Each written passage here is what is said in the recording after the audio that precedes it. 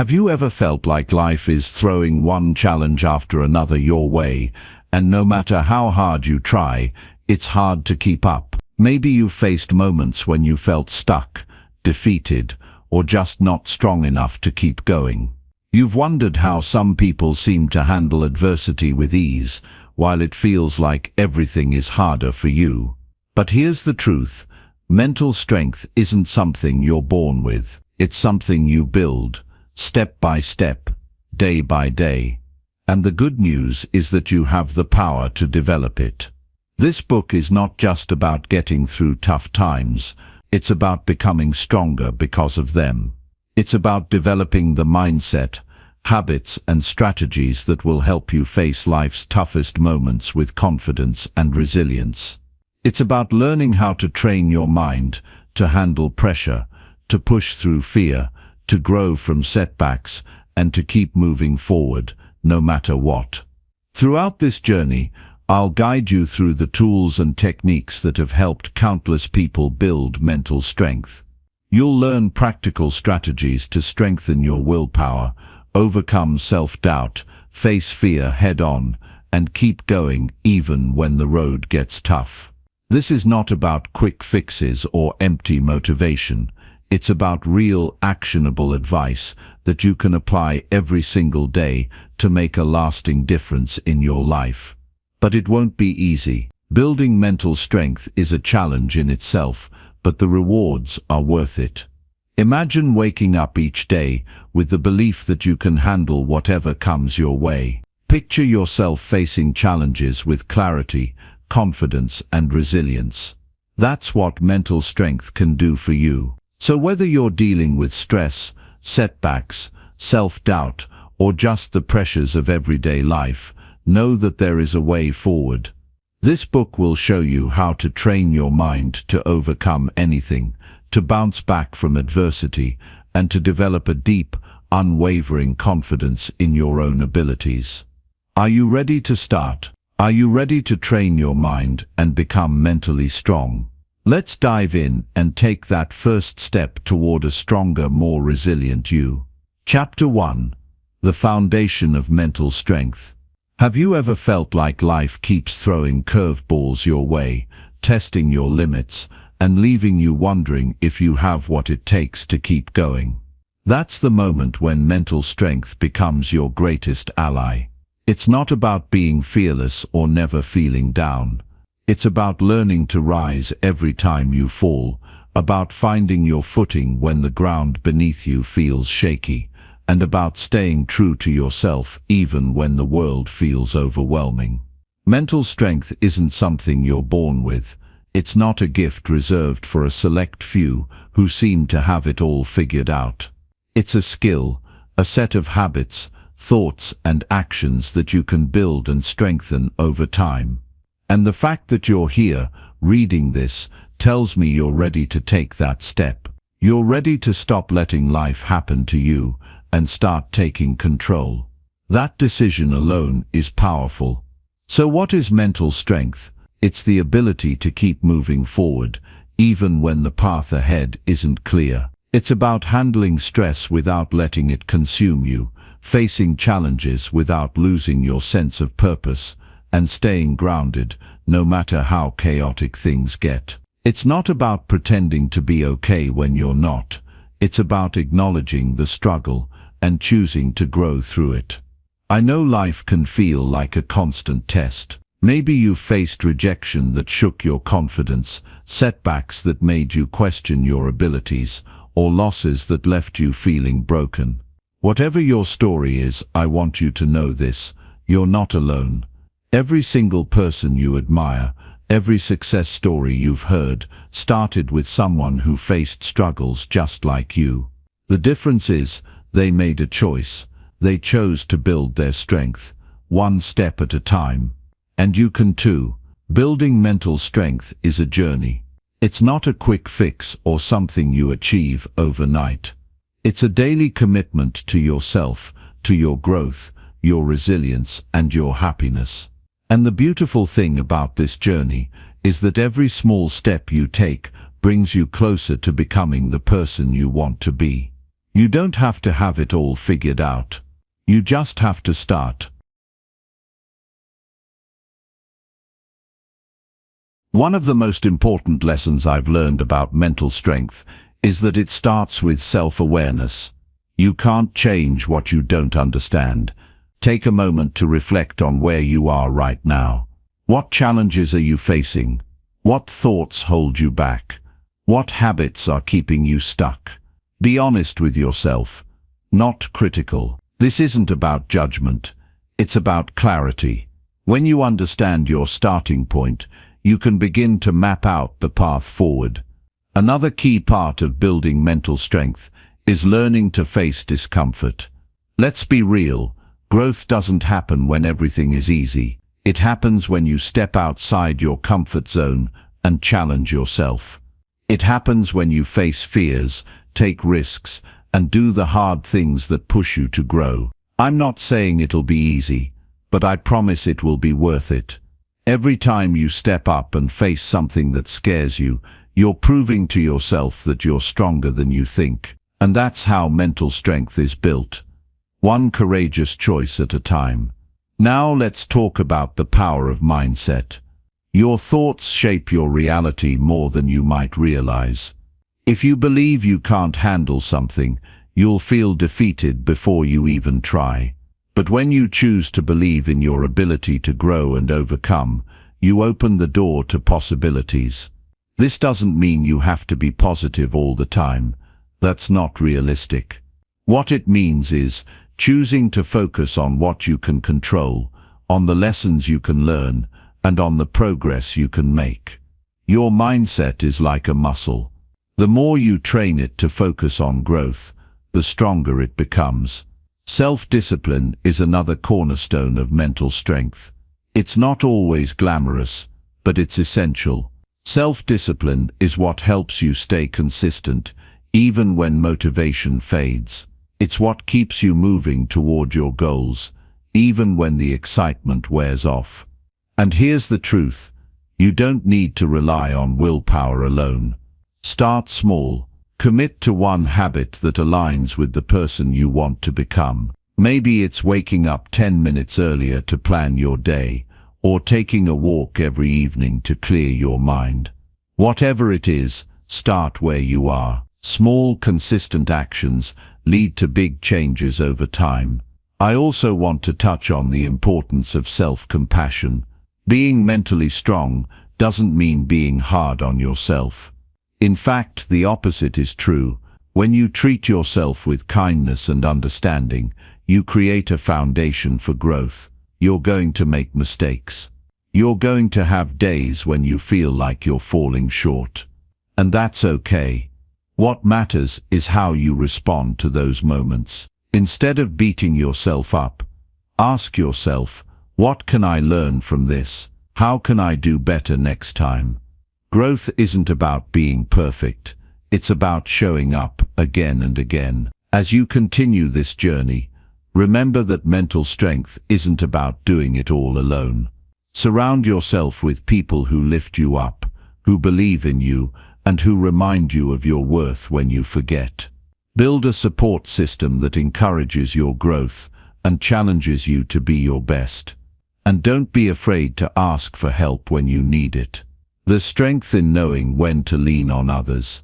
Finally, I want you to know that this journey is yours. There's no one-size-fits-all approach to building mental strength. What works for someone else might not work for you, and that's okay. Trust yourself to find your own way. Celebrate your progress, no matter how small it might seem. Every step you take is a step closer to the person you're meant to become. And when you look back, you'll see that the challenges you faced weren't just obstacles. They were opportunities to grow stronger, wiser, and more resilient. So here's my challenge to you. Start today. Take one small step toward building your mental strength. Maybe it's setting a boundary, facing a fear, or simply acknowledging where you are right now. Whatever it is, take that step. You have everything you need within you to succeed. And I'm here to remind you of that every step of the way. Chapter 2. Understanding self-discipline. Have you ever wondered why some people seem to achieve the impossible while others struggle to stay on track? It's not about talent or luck. The real secret lies in self-discipline, that quiet force that pushes you to do what needs to be done, even when you don't feel like it. If you're ready to unlock your potential and take control of your life, this is where it starts. Self-discipline isn't glamorous, but it's a game changer. It's what separates the dreamers from the doers, the people who wish for a better life, and the ones who create it. But let me be clear, it's not about perfection or being rigid. Self-discipline is about consistency, showing up for yourself every day, even in small ways. It's about committing to your goals and staying the course, no matter how tempting it might be to quit. Let's get real for a moment. Discipline is hard. There will be days when your motivation runs dry, when distractions pull you in every direction, and when giving up feels easier than pushing forward. But here's the thing, motivation is fleeting, but discipline is a muscle. The more you use it, the stronger it gets. And like any muscle, it grows through practice and persistence. Think about a time in your life when you stuck to something difficult and saw results. Maybe it was studying for an exam, training for a race, or saving for a big goal. Remember how good it felt to achieve what you set out to do. That's the power of self-discipline. It gives you a sense of pride and control, a reminder that you are capable of so much more than you think. The first step in building self-discipline is knowing your why. Why does this goal matter to you? What will it bring to your life? When you connect deeply with your purpose, it becomes easier to stay focused. Maybe you want to create a better future for your family, improve your health, or finally pursue a dream that's been on your heart for years. Whatever it is, keep that why front and center. Write it down. Remind yourself of it every day. When the going gets tough, your why will be your anchor. Next, break your goal into small, manageable steps. Too often, we get overwhelmed by the big picture and end up doing nothing at all. But progress isn't about giant leaps. It's about tiny, consistent actions.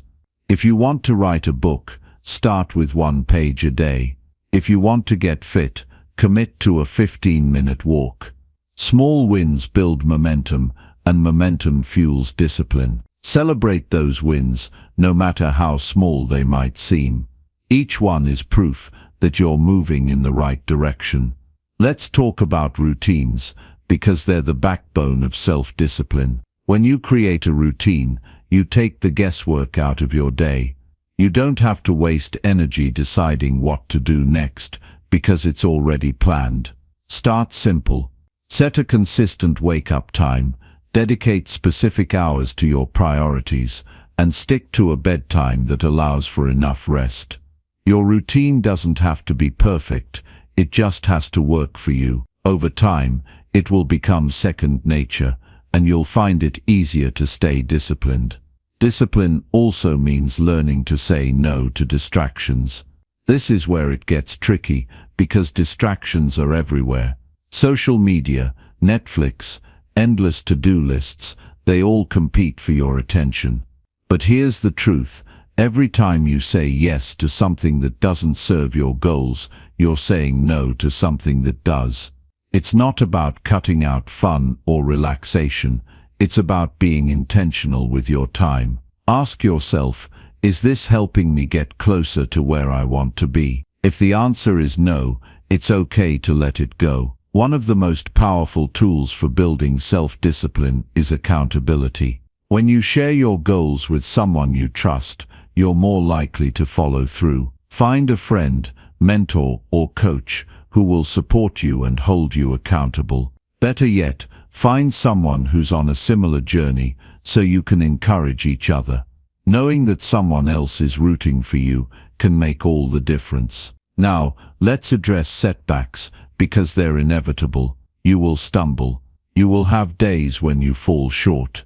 And that's okay. What matters is how you respond. Instead of beating yourself up, use setbacks as an opportunity to learn and grow. Ask yourself, what triggered this? What can I do differently next time? Then get back on track. Remember, discipline isn't about being perfect, it's about being persistent.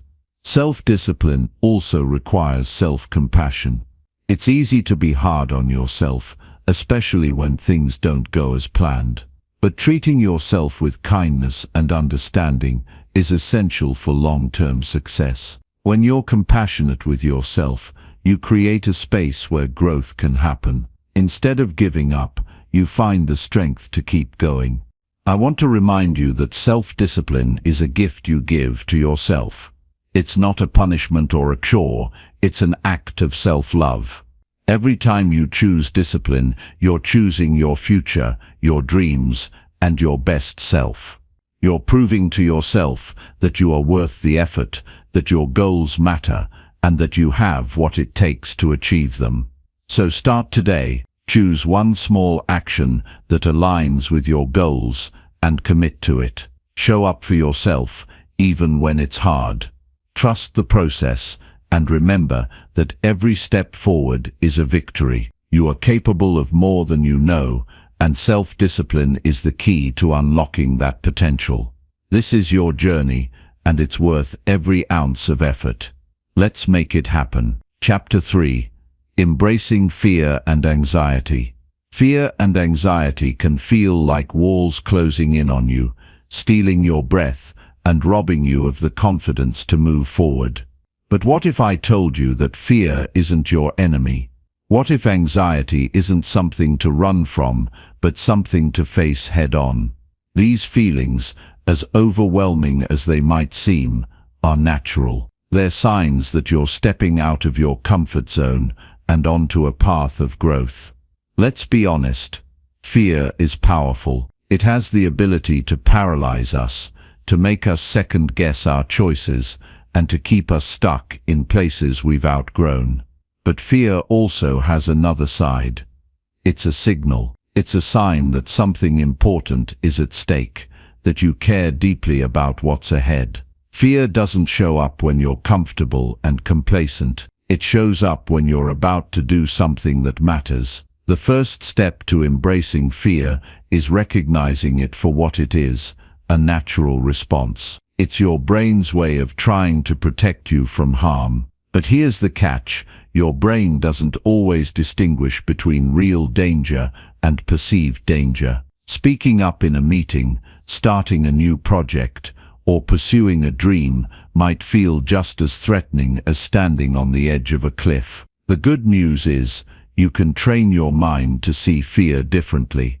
Instead of viewing it as a stop sign, you can see it as a green light, a signal to move forward. When fear and anxiety show up, take a moment to pause and breathe. Seriously, just stop and focus on your breath.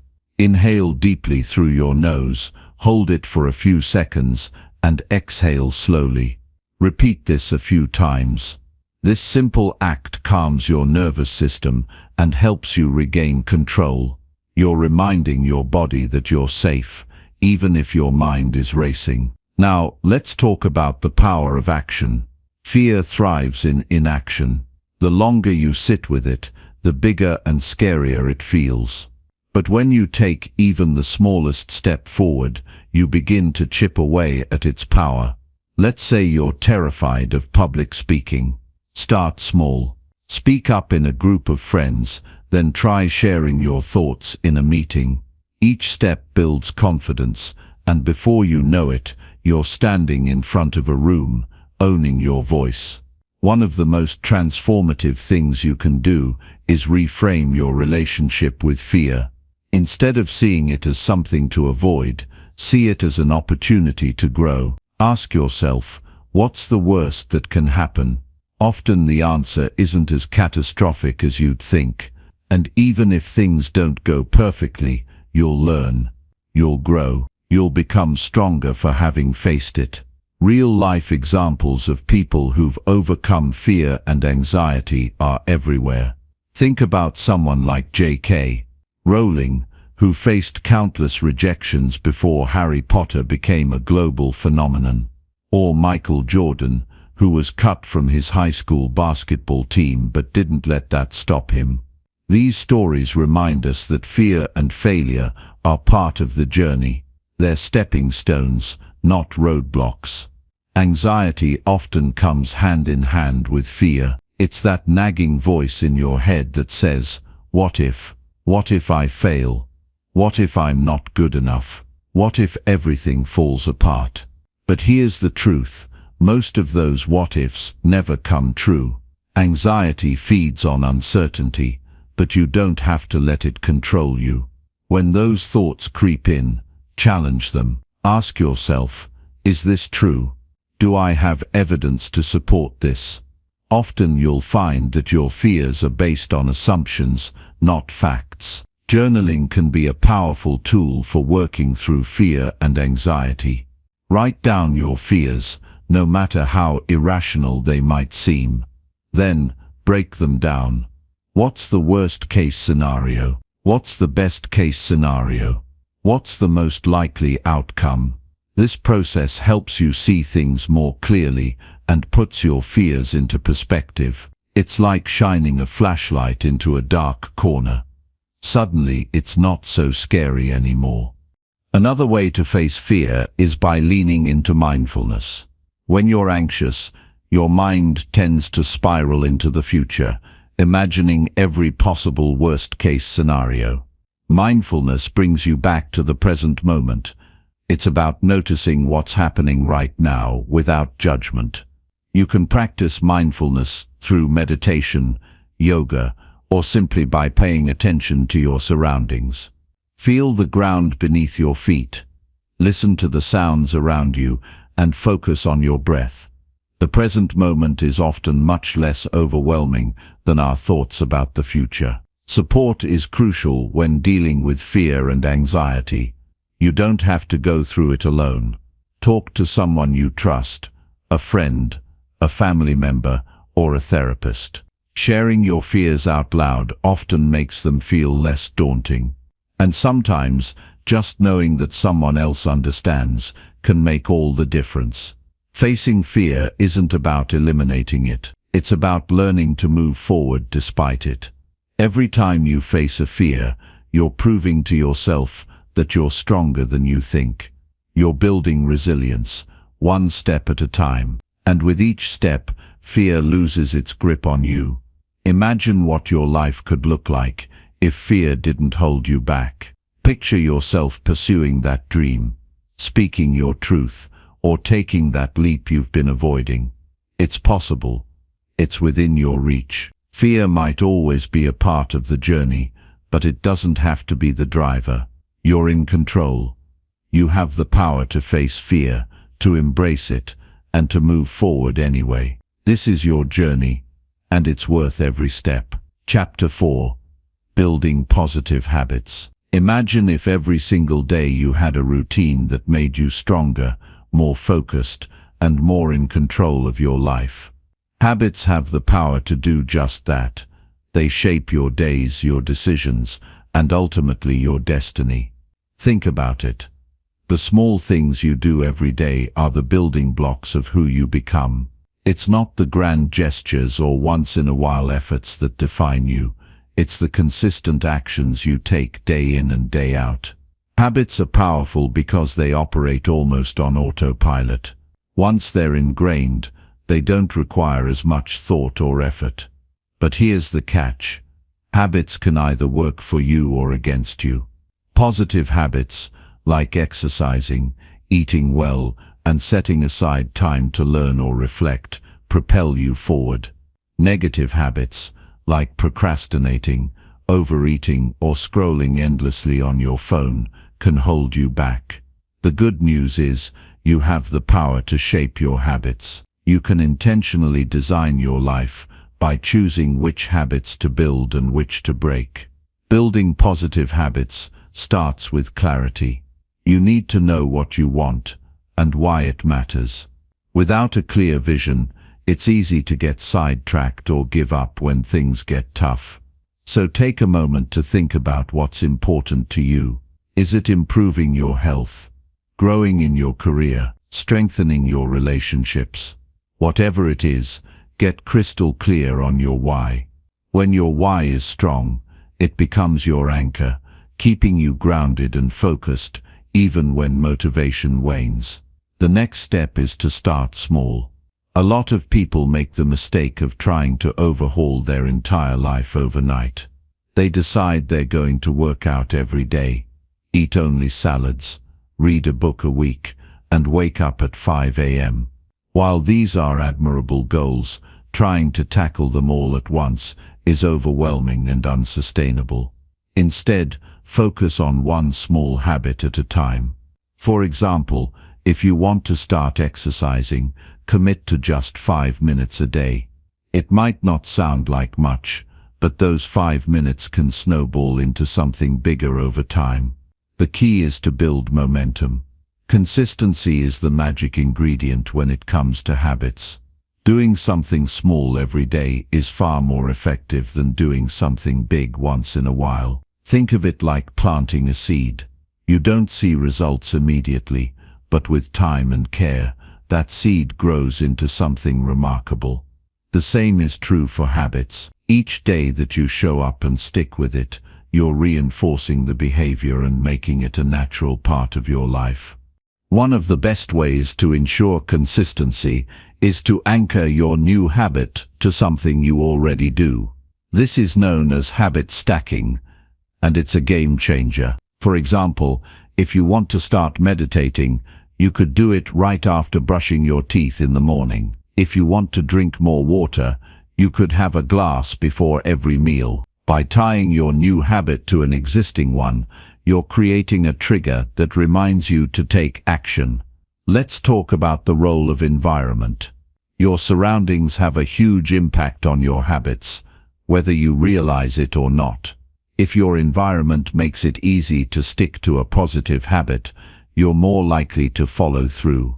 On the flip side, if it's filled with distractions or temptations, sticking to your goals becomes much harder. Take a look around and ask yourself, is my environment helping or hindering me? If you want to eat healthier, stock your kitchen with nutritious options and keep junk food out of sight. If you want to spend less time on your phone, keep it in another room while you work or set app limits. Small changes to your environment can make a big difference. Another important aspect of building habits is tracking your progress. There's something incredibly satisfying about seeing your streak of success grow. It gives you a sense of accomplishment and motivates you to keep going. You don't need anything fancy. A simple calendar, journal, or app can do the trick. Each time you complete your habit, mark it down. Over time, those marks become a visual reminder of your dedication and growth. It's also important to celebrate your wins, no matter how small they might seem. When you acknowledge your progress, you're reinforcing the positive behavior and building a sense of pride and confidence. Maybe you went for a walk instead of skipping exercise, or you drank an extra glass of water. Whatever it is, take a moment to appreciate the effort you put in. Positive reinforcement goes a long way in keeping you motivated. Of course, building habits isn't always smooth sailing. There will be days when you slip up or feel like giving up. That's normal. What matters is how you respond. Instead of beating yourself up, remind yourself that progress is more important than perfection. One missed day doesn't erase all the effort you've put in. Get back on track as soon as you can, and remember why you started in the first place. Breaking negative habits follows a similar process, but it often requires a bit more effort. The first step is to identify the triggers that lead to the habit. Maybe you reach for a snack when you're bored, or you scroll on your phone when you're stressed. Once you've identified the trigger, find a healthier alternative to replace the habit. For example, if boredom leads you to snack, you could go for a walk or call a friend instead. The goal is to disrupt the pattern and create a new one. Accountability can also play a big role in habit building. When you share your goals with someone you trust, you're more likely to follow through. It could be a friend, family member, or even an online community. Having someone to check in with can keep you motivated and on track. Plus, it's always nice to have someone cheering you on. Remember, habits are a long-term game. They take time and effort to build, but the rewards are worth it. Each positive habit you create is an investment in your future self. It's a step toward becoming the person you want to be. So start small, stay consistent, and don't give up. The journey might not always be easy, but it will always be worth it. You have the power to shape your life, one habit at a time. Chapter 5. The Power of Mindfulness. There's something truly transformative about being fully present in the moment. In a world that constantly pulls us in 100 different directions, mindfulness is like a breath of fresh air. It's a way to ground yourself, to find clarity and calm even when life feels overwhelming. But let me tell you this, mindfulness isn't just about sitting cross-legged and meditating for hours. It's about learning to pay attention, to really see, hear, and feel what's happening around and within you. When you can master that, even in small ways, your entire perspective begins to shift. Think about how much time we spend worrying about the future or replaying the past. We get stuck in loops of what if, or if only, and we miss what's right in front of us. Mindfulness is about breaking free from that. It's about bringing your focus back to the here and now, because this moment right now is the only one you truly have. Imagine how much more meaningful life could be if you weren't constantly distracted by things you can't control. That's the gift mindfulness offers. The beauty of mindfulness is that it doesn't require you to change your entire lifestyle. You can start small and build from there. One of the simplest ways to practice mindfulness is through your breath. Your breath is always with you, a constant rhythm that you can return to whenever you need to center yourself. Take a moment right now and focus on your breathing. Inhale deeply, hold it for a second, and then exhale slowly. Feel the air as it enters and leaves your body. That's mindfulness, paying attention to something as simple and natural as your breath. Another powerful way to practice mindfulness is to tune into your senses. What can you see, hear, smell, taste, and feel at this moment? Maybe you notice the sound of birds outside, the warmth of a cup of coffee in your hands, or the texture of the chair you're sitting on. When you bring your attention to your senses, you're anchoring yourself in the present. It's a simple practice, but it's incredibly grounding. Mindfulness isn't just about feeling calm, it's also about building awareness. When you're mindful, you become more aware of your thoughts, emotions, and reactions. Instead of being swept away by stress or anger, you can pause and observe what's happening inside you. For example, if someone says something upsetting, your initial reaction might be to snap back. But with mindfulness, you can take a breath and notice the emotion rising within you. You can choose to respond thoughtfully instead of reacting impulsively. That's the power of mindfulness. It gives you space to respond instead of react. One of the challenges people face when starting a mindfulness practice is the misconception that they need to empty their mind or stop all their thoughts. Let me be clear, that's not the goal. Your mind is going to think, that's what it does. The goal of mindfulness isn't to stop thinking, but to notice your thoughts without getting lost in them. Imagine your thoughts like clouds passing across the sky. You don't have to chase them or push them away. Just observe them and let them float by. You can bring mindfulness into almost any activity. Washing dishes, for example, might seem like a mundane chore, but it's a great opportunity to practice mindfulness. Feel the warmth of the water, notice the texture of the soap bubbles, Hear the sound of the water running. When you're fully present in the act of washing dishes, it stops being a mindless task and becomes a moment of connection with the here and now. The same goes for eating. How often do we rush through meals without really tasting our food? Try eating slowly and savoring each bite. Notice the flavors, the textures, the aroma. That's mindfulness in action. As you deepen your mindfulness practice, you might notice a shift in how you experience life. You become more patient, more compassionate, and more resilient. Stress doesn't weigh you down as much because you've learned how to stay present and grounded. Even in difficult moments, mindfulness helps you find a sense of calm and clarity. It's not about avoiding challenges or pretending everything is fine. It's about facing life with a sense of presence and inner strength. Mindfulness can also transform your relationships. When you're fully present with someone, you're truly listening to them, not just waiting for your turn to speak. You're picking up on their emotions and understanding them on a deeper level. That kind of connection strengthens bonds and fosters trust. Imagine how much better your relationships could be if you brought that level of attention and care to every interaction. One of the most valuable lessons mindfulness teaches is that you don't have to wait for the perfect moment to feel happy or at peace. Joy and contentment are available to you right now, in the small, everyday moments. It might be the feeling of sunshine on your face, the sound of laughter, or the satisfaction of completing a task. When you're mindful, you're more attuned to these moments, and life becomes richer and more fulfilling. Of course, mindfulness is a practice, and like any practice, it takes time and effort. There will be days when your mind feels restless or distracted, and that's okay. What matters is that you keep showing up. Even a few minutes of mindfulness each day can make a difference over time.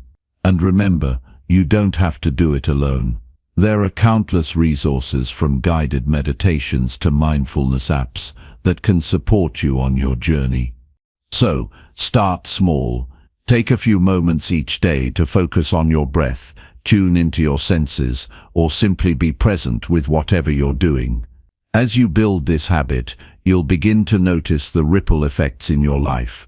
You'll feel more grounded, more in control, and more connected to yourself and the world around you. Mindfulness isn't just a practice, it's a way of living. And when you embrace it, you open the door to a life that's more intentional, more peaceful, and more fulfilling. Chapter 6. The Role of Gratitude. Gratitude has the power to shift your entire perspective. Think about that for a moment. Just by taking a few moments to appreciate what you have, instead of focusing on what you lack, you can completely transform the way you see the world. That's the beauty of gratitude. It's simple, but it's incredibly powerful. And yet, so often, we let it slip through the cracks of our busy lives. We get caught up in our routines, our problems, and our endless to-do lists, forgetting to pause and say, "Thank you for the little things that make life beautiful." You might be wondering, why does gratitude matter so much? It's because gratitude changes the lens through which you view your life. When you're grateful, you're not dwelling on what's missing or what's wrong. Instead, you're acknowledging what's good, what's working, and what brings you joy. That shift in focus has a ripple effect. It boosts your mood, strengthens your relationships, and even improves your physical health. Gratitude isn't just a feel-good idea, it's backed by science. Studies show that people who practice gratitude regularly experience less stress, sleep better, and feel more connected to others. Let's talk about what gratitude looks like in real life. It doesn't have to be a grand gesture or a long list of things you're thankful for. It can be as simple as noticing the way the sunlight streams through your window in the morning, appreciating the kindness of a stranger who held the door open for you, or savoring the taste of your favorite meal. Gratitude lives in the small moments. It's about being present and recognizing the gifts that are already in your life, no matter how big or small. One of the easiest ways to cultivate gratitude is to start a daily gratitude practice. This doesn't have to be complicated. It can be as straightforward as taking a few minutes each day to write down 3 things you're grateful for. Maybe it's your health, your family, or even just a good cup of coffee. The act of writing it down makes it real and helps you internalize those feelings of appreciation. Over time, you'll start to notice more and more things to be grateful for, and that's when the real magic happens. Gratitude becomes a habit, a way of life. You might find it challenging at first, especially if you're going through a tough time. It's hard to feel grateful when life is throwing challenges your way. But here's the thing. Gratitude isn't about denying your struggles or pretending everything is perfect. It's about finding the good even in the midst of difficulty.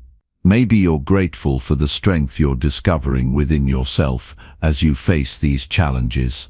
Or perhaps you're thankful for the support of a friend who's standing by you. Gratitude doesn't erase the hard parts of life, but it gives you a way to navigate them with a little more grace and resilience. Another powerful way to practice gratitude is to express it to others. How often do we think about the people who make a difference in our lives but never tell them? Take a moment to reach out to someone who's had a positive impact on you. It could be a family member, a friend, a teacher, or even a colleague. Let them know what they mean to you and how they've helped you. Not only will it make their day, but it will also deepen your connection with them.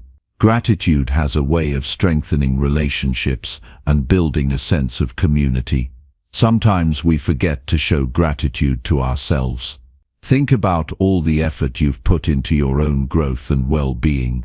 Think about the challenges you've overcome, the goals you've achieved, and the kindness you've shown to others. You deserve to acknowledge and appreciate yourself for all of that. Self-gratitude is an important part of the equation. It's about recognizing your own worth and treating yourself with the same kindness and appreciation that you show to others. Gratitude also has a way of putting things into perspective. When you're focused on what you're thankful for, it becomes harder to dwell on what's missing or what's going wrong. You start to see the bigger picture. That doesn't mean you ignore your challenges or settle for less than you deserve. It means you approach life with a mindset that's rooted in abundance rather than scarcity. You realize that even in difficult times, there's still so much to be grateful for. One of the most beautiful things about gratitude is that it's contagious. When you make an effort to show gratitude, it inspires others to do the same. It creates a ripple effect that can spread positivity and kindness far beyond what you might imagine. Think about the impact you could have by simply showing appreciation to the people around you. A kind word, a heartfelt thank you, or a small act of generosity can brighten someone's day and remind them of the good in the world. And the more you practice gratitude, the more you'll inspire others to do the same. It's easy to get caught up in the hustle and bustle of life and forget to pause and appreciate what you have. But when you make gratitude a priority, it changes everything. It's not just about feeling good in the moment, it's about creating a mindset that helps you navigate life with more joy, resilience, and purpose. Gratitude has a way of bringing you back to what really matters. It helps you see the beauty in the ordinary and the extraordinary in the everyday. So take a moment today to reflect on what you're grateful for. It doesn't have to be anything big or profound. It can be as simple as the laughter of a loved one, the comfort of your favorite chair, or the fact that you made it through another day. Whatever it is, take a moment to really feel it, to let that gratitude sink in. And then carry that feeling with you as you go about your day. Let it guide your actions, your words, and your interactions with others. Because when you live with gratitude, you're not just changing your own life, you're making the world a better place, one moment at a time. Chapter 7. Managing negative thoughts. Your thoughts have the power to shape your life. Let that sink in for a moment. What you think about, how you interpret your experiences, and the stories you tell yourself all create the framework for how you live. But here's the thing, our minds can be tricky. Sometimes we let negative thoughts take over, clouding our judgment, sapping our energy, and holding us back from reaching our potential. The good news, you have the ability to challenge those thoughts and rewrite the narrative in a way that empowers you. Negative thoughts aren't uncommon. In fact, they're a part of being human. It's natural to have doubts, fears, or insecurities pop up from time to time. What matters is how you respond to them. Do you let them take the wheel, steering you towards self-doubt and defeat? Or do you take control, questioning their validity and steering yourself toward a more constructive path? That choice, while not always easy, is entirely within your power. One of the first steps to managing negative thoughts is becoming aware of them. So many of our thought patterns run on autopilot. They're like background noise, constantly playing but rarely noticed. Take a moment to listen. What kind of things do you say to yourself throughout the day? Are you quick to criticize yourself for small mistakes? Do you jump to worst-case scenarios when things don't go as planned? Awareness is key because you can't change what you don't acknowledge. When you catch a negative thought, don't let it sit there unchallenged. Ask yourself, is this thought true? Often negative thoughts are exaggerated or outright false. For example, you might think, I'm terrible at everything, after making a mistake at work. But is that really true? Of course not. One mistake doesn't define your abilities or your worth. By questioning the accuracy of your thoughts, you start to weaken their hold over you. Another helpful approach is to reframe your negative thoughts.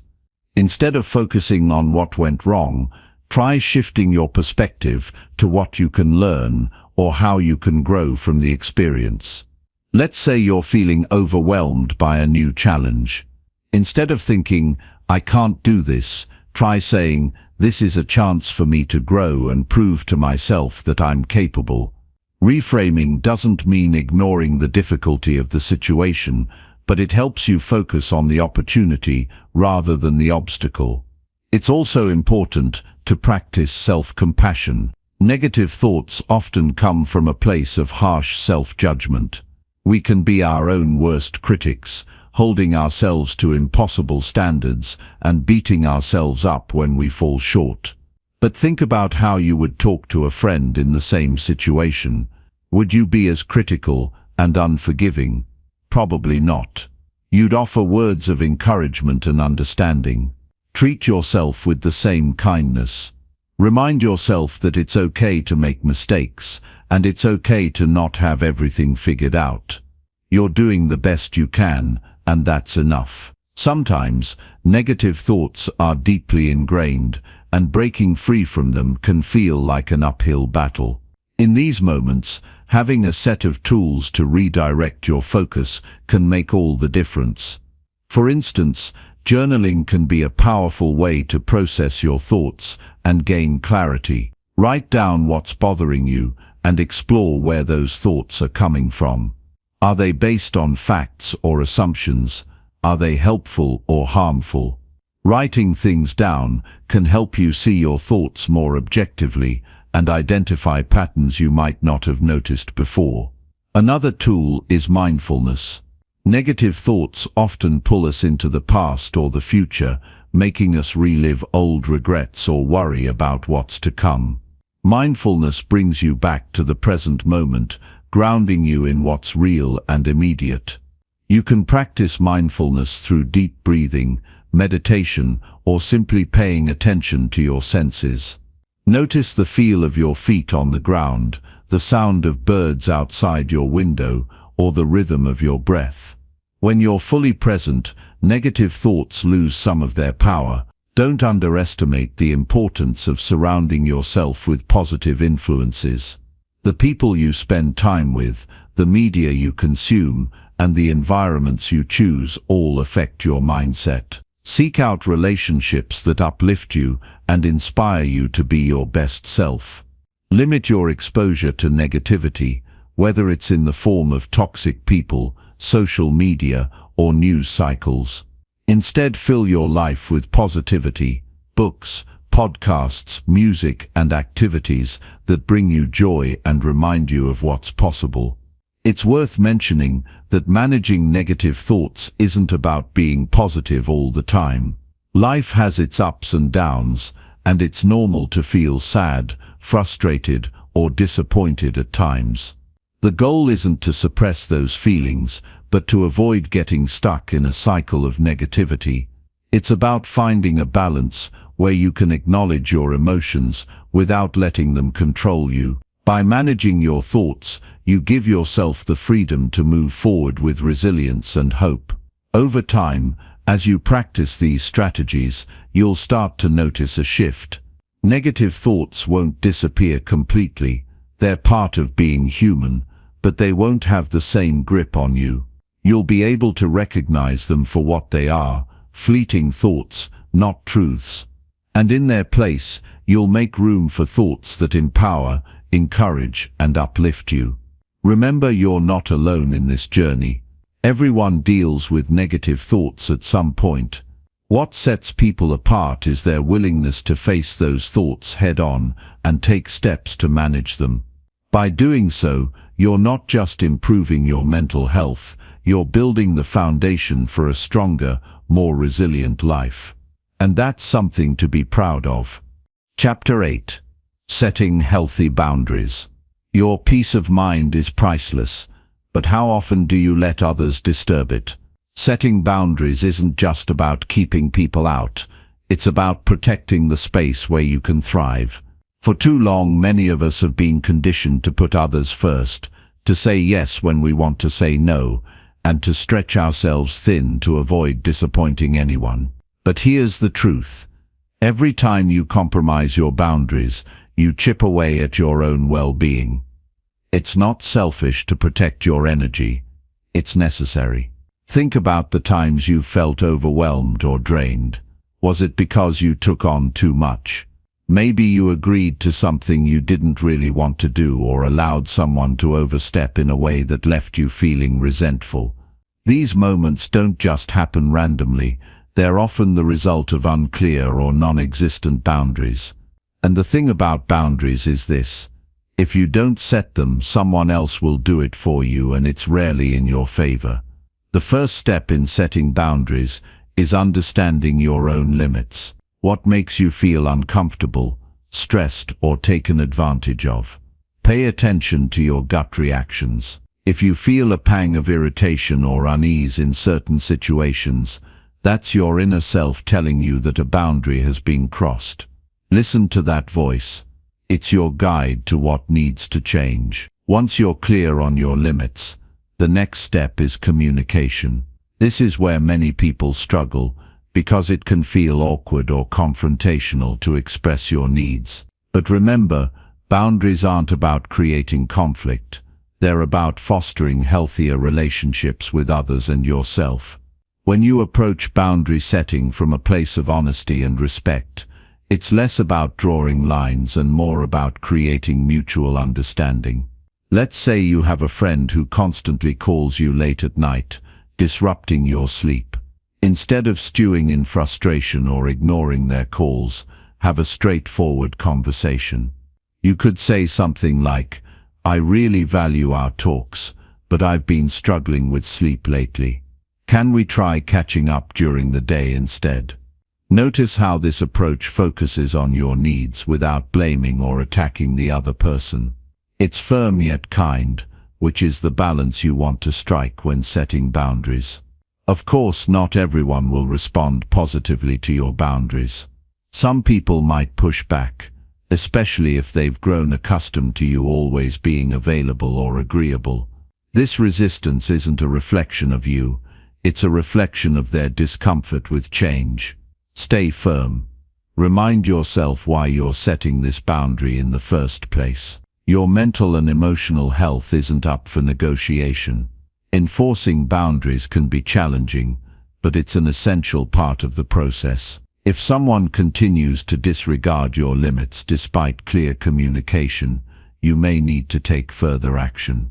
This could mean limiting your interactions with that person, or in some cases distancing yourself altogether. It's not easy, but protecting your peace is worth it. Sometimes, the hardest boundaries to set are the ones with ourselves. We're often our own biggest critics, pushing ourselves to the brink in the name of productivity or perfection. How many times have you skipped rest because you felt guilty about taking a break? Or said yes to something you didn't want to do because you didn't want to disappoint someone? Self-boundaries are just as important as the ones we set with others. They're about honoring your own needs and giving yourself permission to prioritize your well-being. Start small. Maybe it's committing to shutting off work emails after a certain time each evening, or dedicating one day a week to rest and recharge. These small acts of self-care are boundaries in action. They're reminders that you deserve the same respect and consideration you give to others. Another crucial aspect of boundaries is learning to say no. This two-letter word can be surprisingly difficult to utter, especially if you're used to being a people pleaser. But saying no isn't about being difficult or unkind. It's about being honest. Every time you say yes to something that doesn't align with your priorities or values, you're saying no to something else, often your own needs. Give yourself permission to say no without guilt. It's a powerful way to reclaim your time and energy. As you practice setting and maintaining boundaries, you'll likely notice a shift.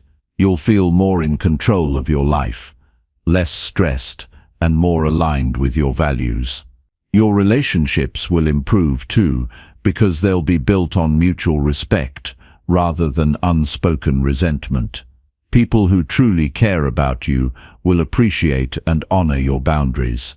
And those who don't, they'll either adapt or fade away, making room for healthier connections. Boundaries are a form of self-respect. They're a way of saying, I value myself enough to protect what matters to me. And the beautiful thing is, the more you practice setting boundaries, the easier it becomes. It's like building a muscle.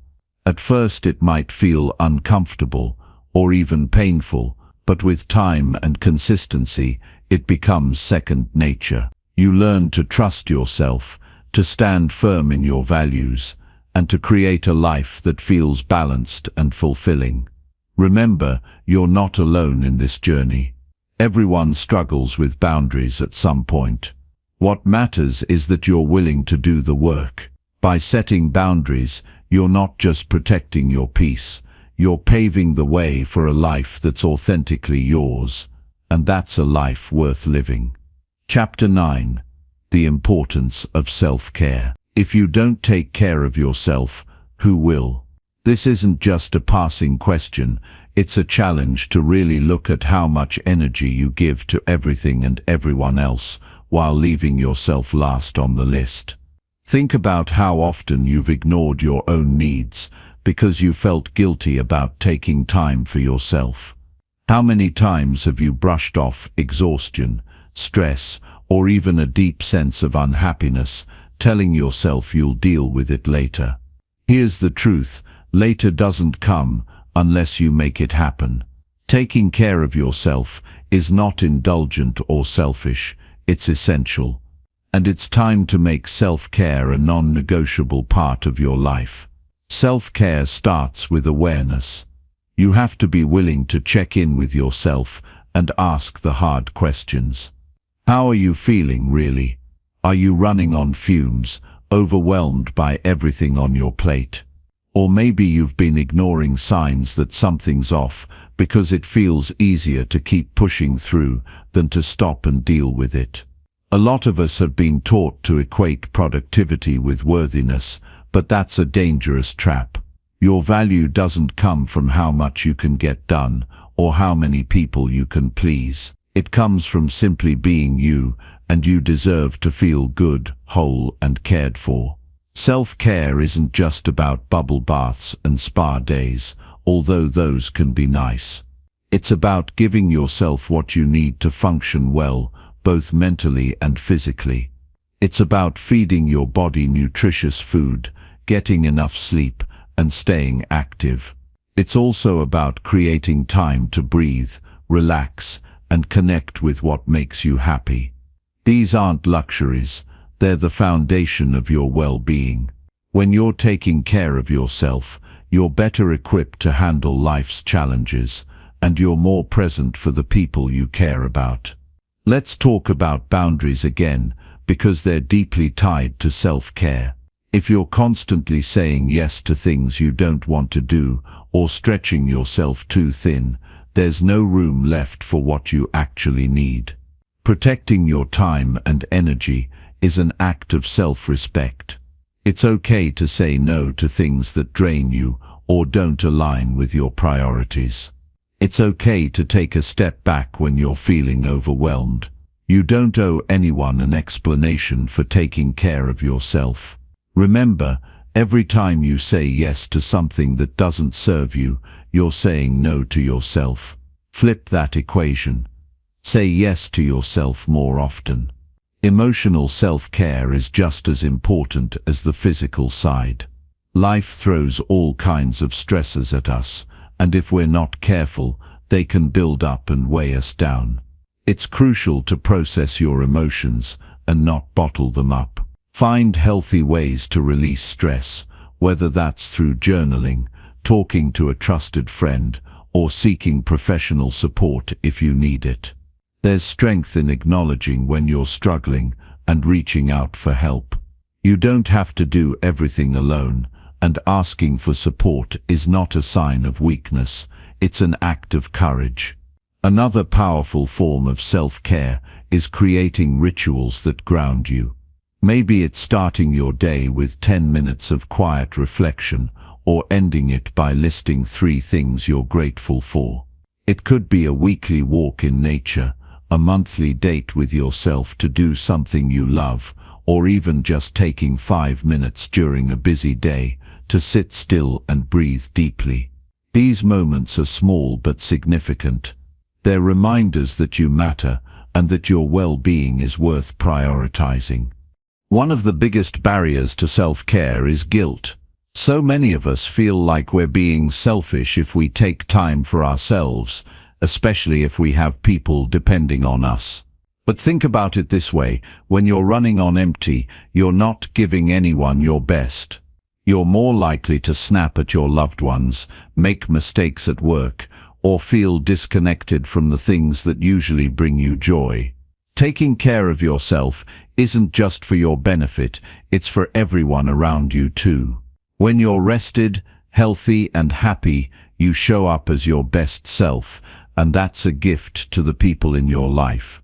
Sometimes, self-care requires letting go of things that no longer serve you. This could mean stepping away from toxic relationships, reevaluating habits that drain your energy, or even changing careers if your current one is causing you more harm than good. These decisions aren't easy, but they're necessary if you want to create a life that supports your well-being. Trust that it's okay to let go of what doesn't fit anymore. You're allowed to change and grow. Remember that self-care is not a one-time thing.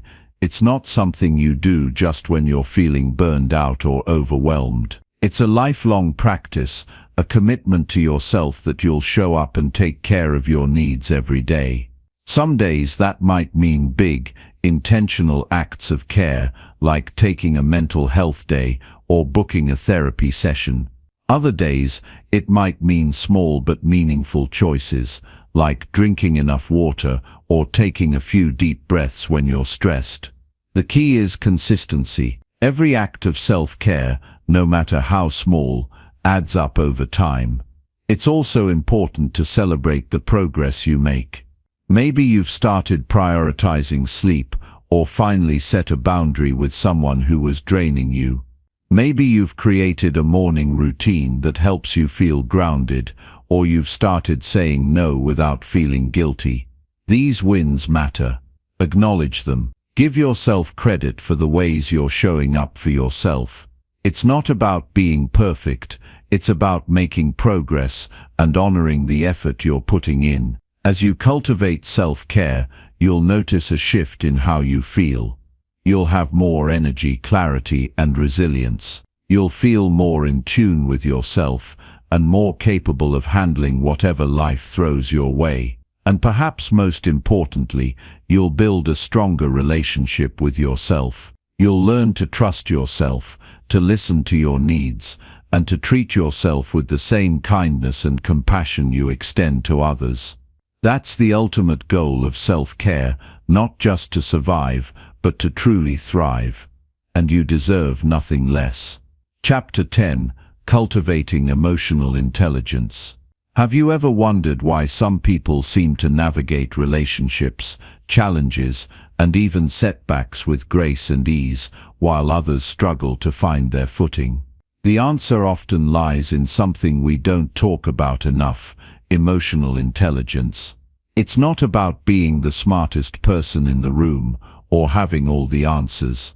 Emotional intelligence is about understanding yourself, connecting with others, and responding to life in a way that builds resilience instead of tearing you down. And here's the best part: it's a skill you can develop, no matter where you're starting from. Emotional intelligence begins with self-awareness. That means paying attention to what you're feeling and why. Think about the last time you felt upset, frustrated, or overwhelmed. Did you pause to reflect on what was really going on, or did you brush it off, hoping it would go away? Too often, we're so busy moving from one thing to the next that we ignore our emotions until they boil over.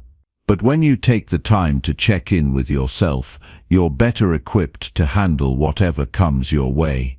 Start by asking yourself simple questions. How am I feeling right now? What triggered this emotion? What do I need in this moment? These questions may seem small, but they're incredibly powerful. They're the foundation of emotional awareness. Once you understand your emotions, the next step is learning how to regulate them. This doesn't mean suppressing your feelings or pretending everything's fine when it's not. It means finding healthy ways to process what you're experiencing so you can move forward without being controlled by your emotions. For example, if you're feeling anxious, instead of letting it spiral, you might take a few deep breaths, go for a walk, or write down what's bothering you. If you're angry, you might need to step away from the situation and give yourself time to cool off before responding. Emotional regulation is about giving yourself the space to respond thoughtfully instead of reacting impulsively. Another key aspect of emotional intelligence is empathy, the ability to understand and share the feelings of others. Empathy is what allows us to connect on a deeper level, to truly listen and support the people we care about.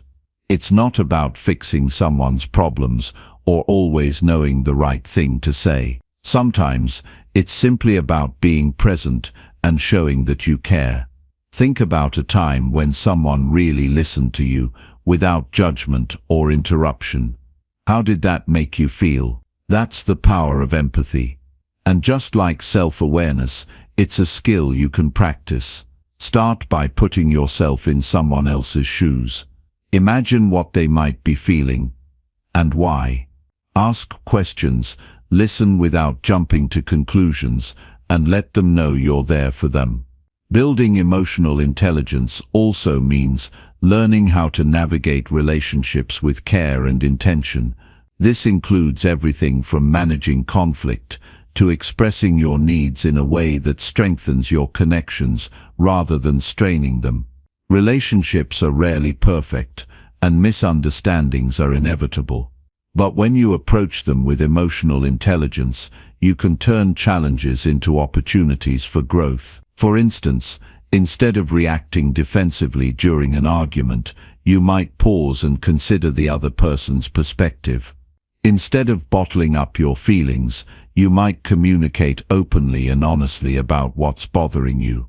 These small shifts can make a big difference in how you relate to others.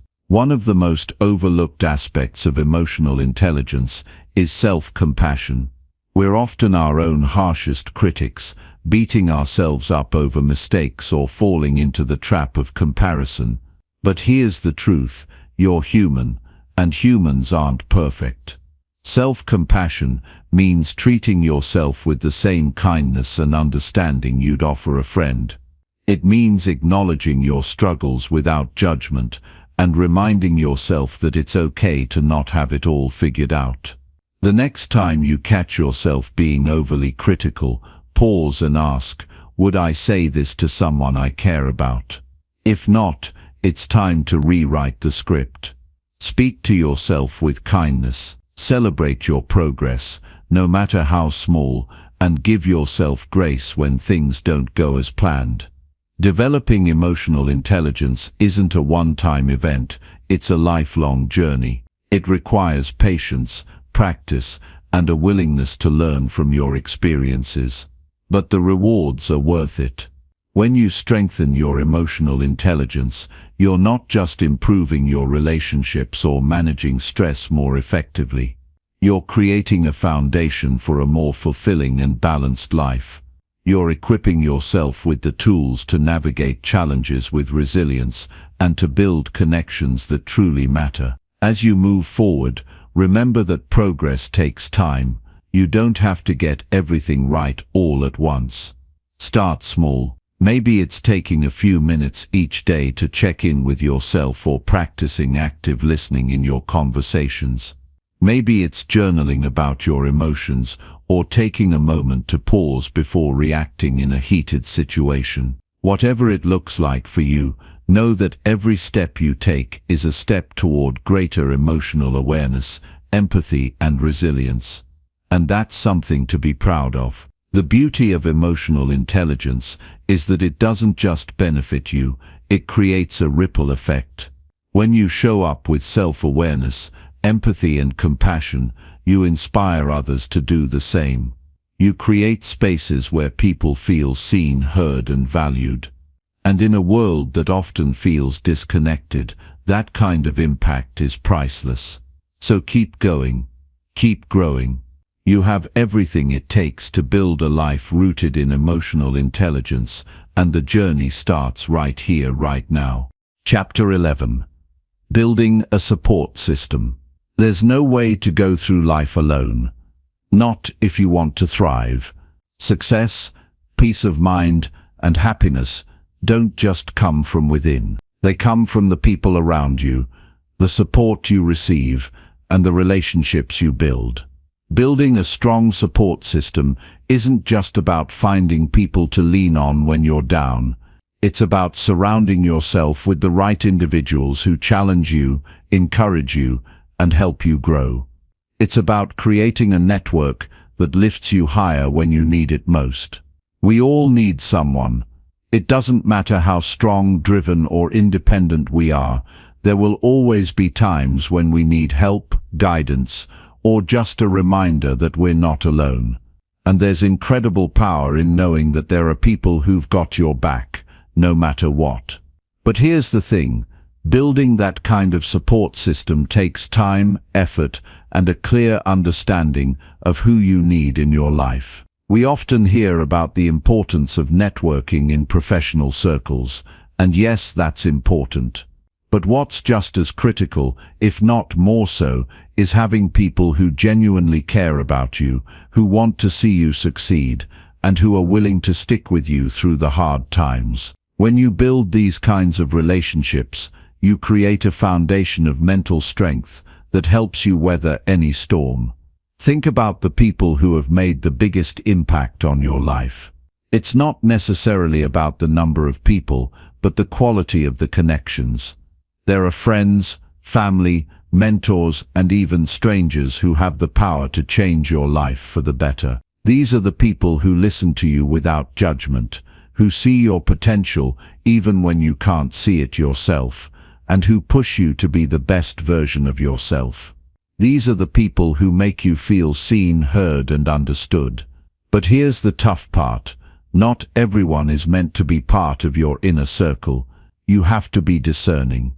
Building a strong support system means learning to say no to people or situations that drain your energy, undermine your confidence, or don't align with your values.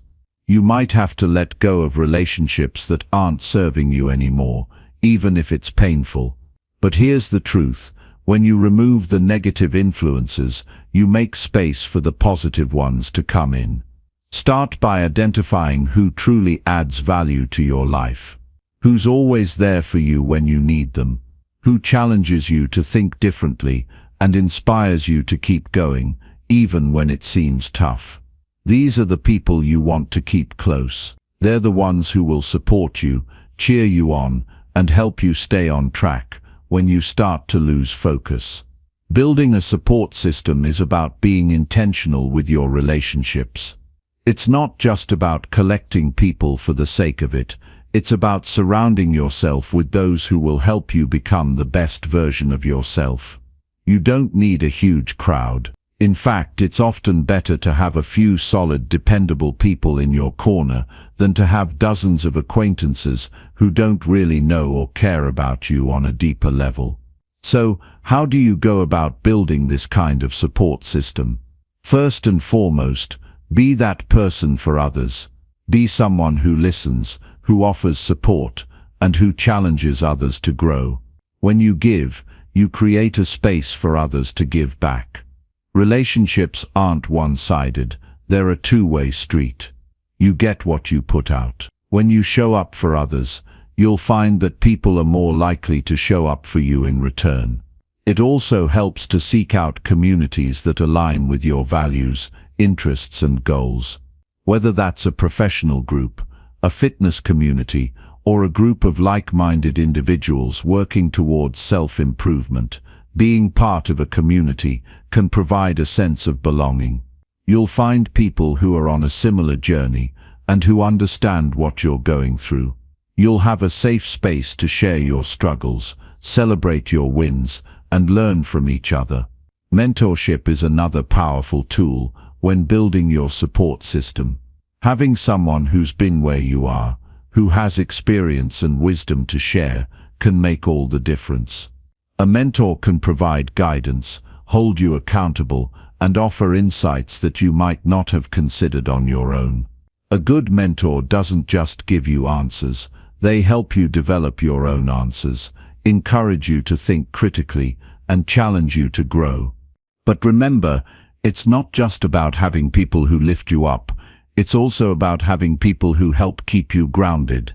A strong support system isn't about constant praise and validation. It's about people who will tell you the truth, even when it's hard to hear. They'll call you out when you're not living up to your potential, and they'll challenge you to do better. These are the people who care enough to hold you accountable and who will help you become the person you're meant to be. There's also incredible power in being vulnerable with the people you trust. When you open up and share your struggles, fears, and dreams, you create deeper connections. Vulnerability allows you to show up as your authentic self, and it invites others to do the same. When you're able to be real with the people in your life, you allow for true support and understanding to flourish. It's not always easy to be vulnerable, but it's an essential part of building meaningful relationships. But what happens when you don't have a strong support system? What if you feel isolated, or like you don't have anyone to turn to? This can be a tough spot to be in, but it's important to remember that you have the power to change that. Start by reaching out. Start small. Build relationships one step at a time. It may feel uncomfortable at first, but as you put yourself out there and seek out connections, you'll begin to find your tribe. Remember, people are more willing to help than we often give them credit for. You just have to be brave enough to ask. In times when you don't have immediate support, you also have to learn how to support yourself. Your inner voice, your own belief in your abilities, can be just as powerful as the encouragement you get from others. Self-reliance doesn't mean isolating yourself. It means trusting yourself to make decisions, navigate challenges, and keep moving forward, even when things get tough. This is where mental strength comes into play. By building a strong internal support system, you become more resilient to external circumstances and more capable of weathering life's storms. Ultimately, your support system isn't just a group of people you lean on when things get rough. It's an essential part of your journey to becoming the best version of yourself. It's the foundation that helps you grow, stretch, and evolve. Without it, you might find yourself drifting, struggling to stay grounded, or trying to do everything on your own. But with the right support, you'll have a team behind you that's rooting for your success, ready to catch you when you fall, and always ready to help you rise higher. So take the time to build those relationships. Nurture the people who matter. Seek out those who inspire, challenge, and encourage you. And don't be afraid to lean on them when you need to. Because with a solid support system in place, there's no limit to what you can achieve. You don't have to go it alone. The right people can make all the difference. Chapter 12. Overcoming setbacks. You don't fail when life knocks you down. You fail when you refuse to get back up. Life will inevitably throw you curveballs, and sometimes it might feel like it's all coming at you at once. But it's not the setbacks that define you. It's how you respond to them that truly shapes who you are and what you can accomplish. Setbacks are a natural part of the journey, a necessary test of your resilience and your ability to rise above the challenges in your path. And here's the key: every setback is an opportunity. It's an opportunity to learn, to grow, and to become stronger than you were before. We all face setbacks. Whether it's a failed project, a setback in your personal life, a job lost, or a dream that seems to be slipping through your fingers, the feeling of defeat can be overwhelming. It can leave you questioning your worth, your abilities, and your future. But let me tell you something: setbacks are not the end. They are simply part of the process, a reminder that you're on the right path. They are the challenges that push you to evolve and become more than you were before. What separates those who ultimately succeed from those who fall short is not talent, luck, or circumstances. It's resilience. Resilience is the ability to face adversity head-on, to stumble, fall, and then get back up and keep moving forward. It's the belief that you can overcome anything if you don't give up. It's the unwavering conviction that no matter how tough life gets, you have the strength to persevere. The first step in overcoming a setback is understanding that it's not a reflection of your abilities or your worth. A setback doesn't define who you are. It's simply a situation, a moment in time. It's something that you can learn from, something you can use as fuel to propel you forward. What matters most is not the setback itself, but how you respond to it. Do you let it break you, or do you rise from it with greater determination? I'm sure you've heard stories of famous people who faced incredible setbacks before achieving success. Thomas Edison, for example, failed thousands of times before he invented the light bulb. But instead of seeing his failures as the end, he saw them as learning experiences, as stepping stones toward success. He said, "I have not failed. I've just found 10,000 ways that won't work." That's the mindset you need to adopt when faced with setbacks. View them as opportunities to learn, to grow, and to try again.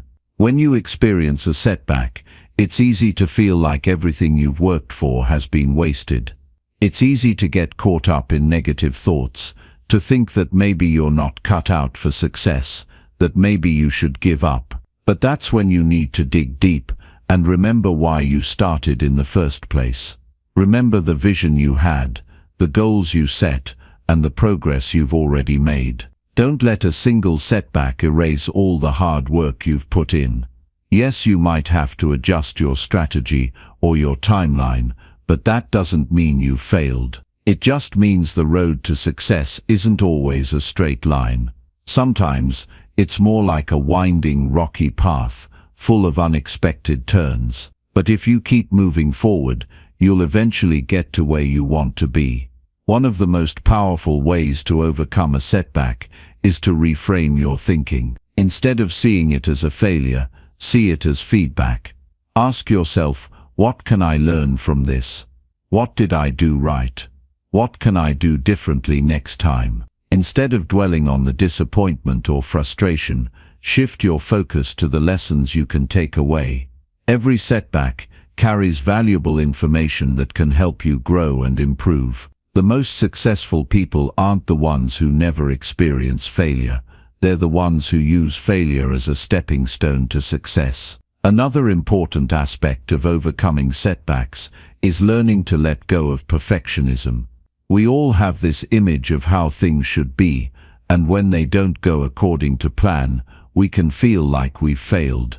But the truth is, there is no perfect path to success. There are only imperfect steps that lead you toward growth. Embrace the messiness, the mistakes, the bumps in the road. They're all part of the process.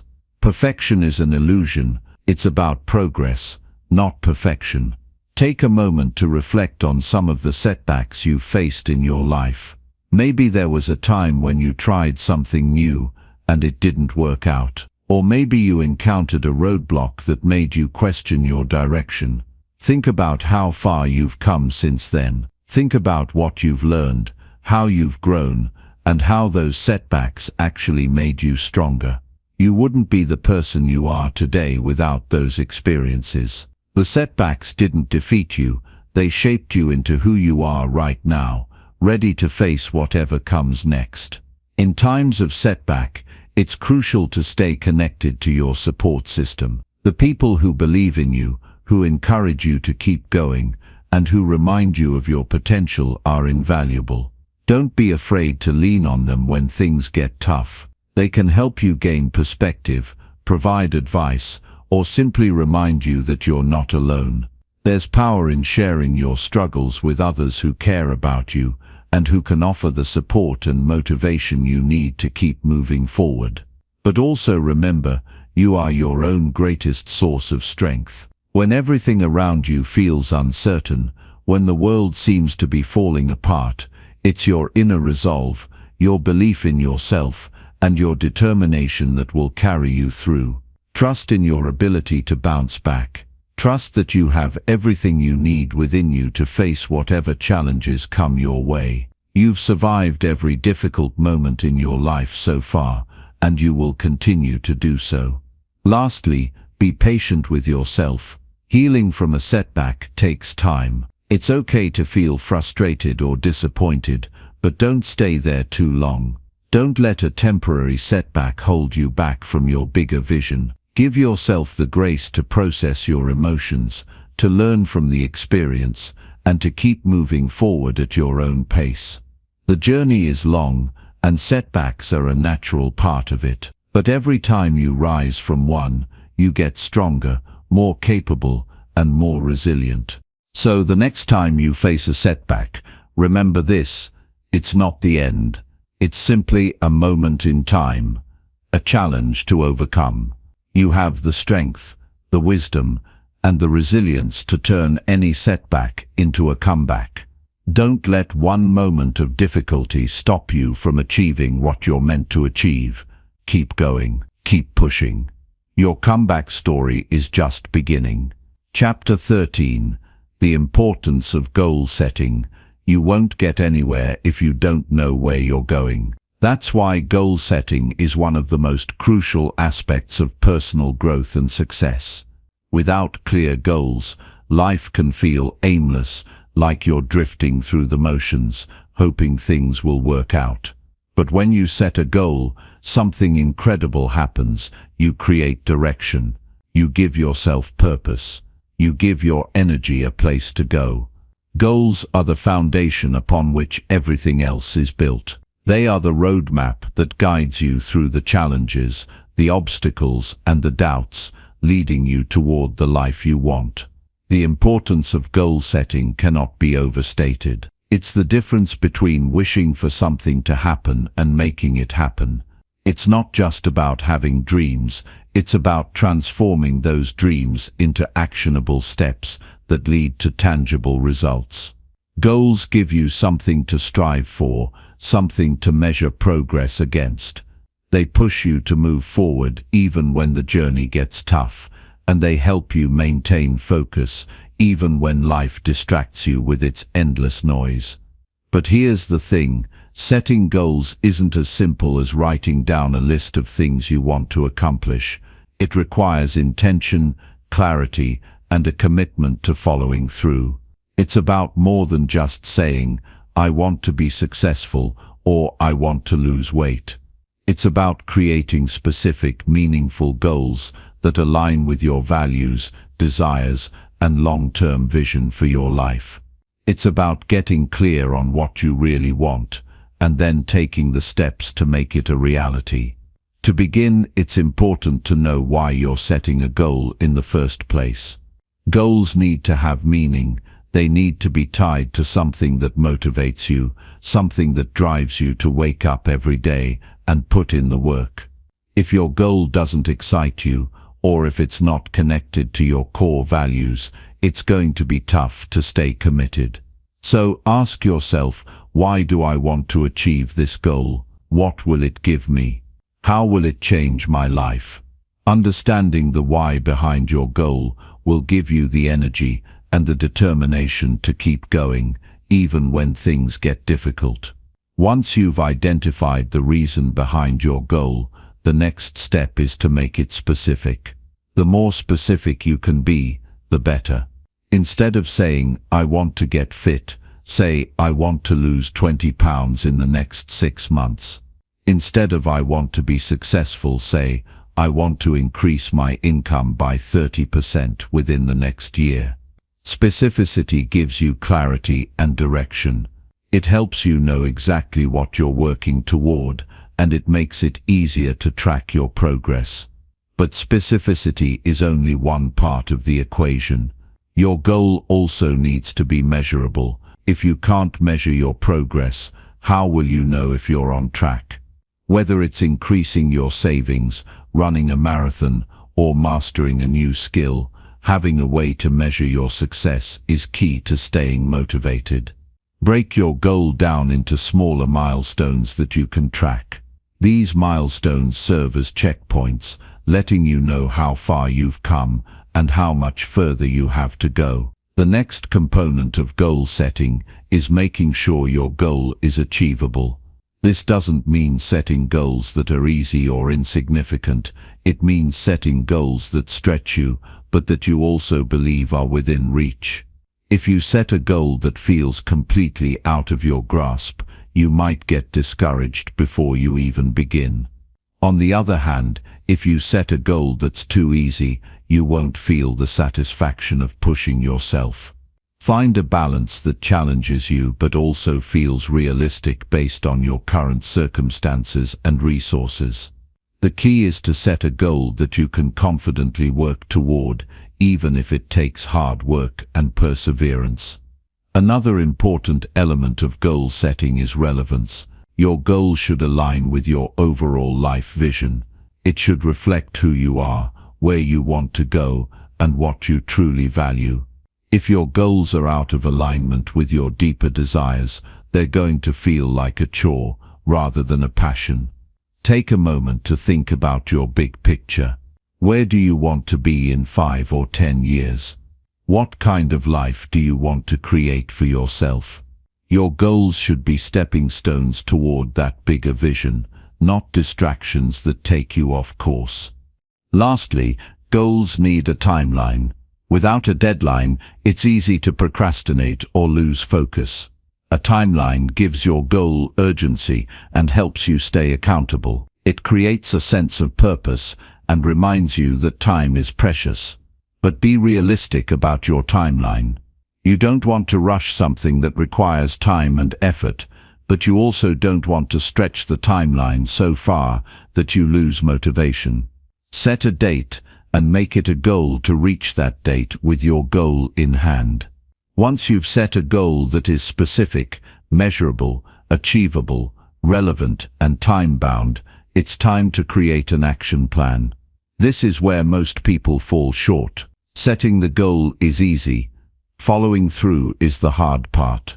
An action plan breaks your goal down into smaller, manageable steps that you can take every day. It's about turning your dream into a series of actionable tasks.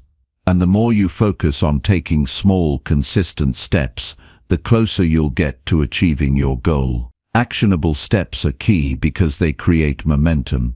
When you complete a task, no matter how small, it gives you a sense of accomplishment and drives you to keep going. It's about making progress every day, even if it's just one small step at a time. Over time, these small steps add up, and before you know it, you're closer to your goal than you ever imagined. But the path to achieving a goal is rarely smooth. There will be obstacles, setbacks, and moments of doubt along the way. And that's okay. The key is to stay flexible. If something doesn't go as planned, don't throw in the towel. Adjust your approach, but never lose sight of your end goal. Remember that success is not a straight line. It's full of twists and turns. It's how you respond to those challenges that will determine your success. Every time you face a challenge and keep moving forward, you're building resilience and strengthening your ability to reach your goals. As you work toward your goal, make sure to celebrate your milestones along the way.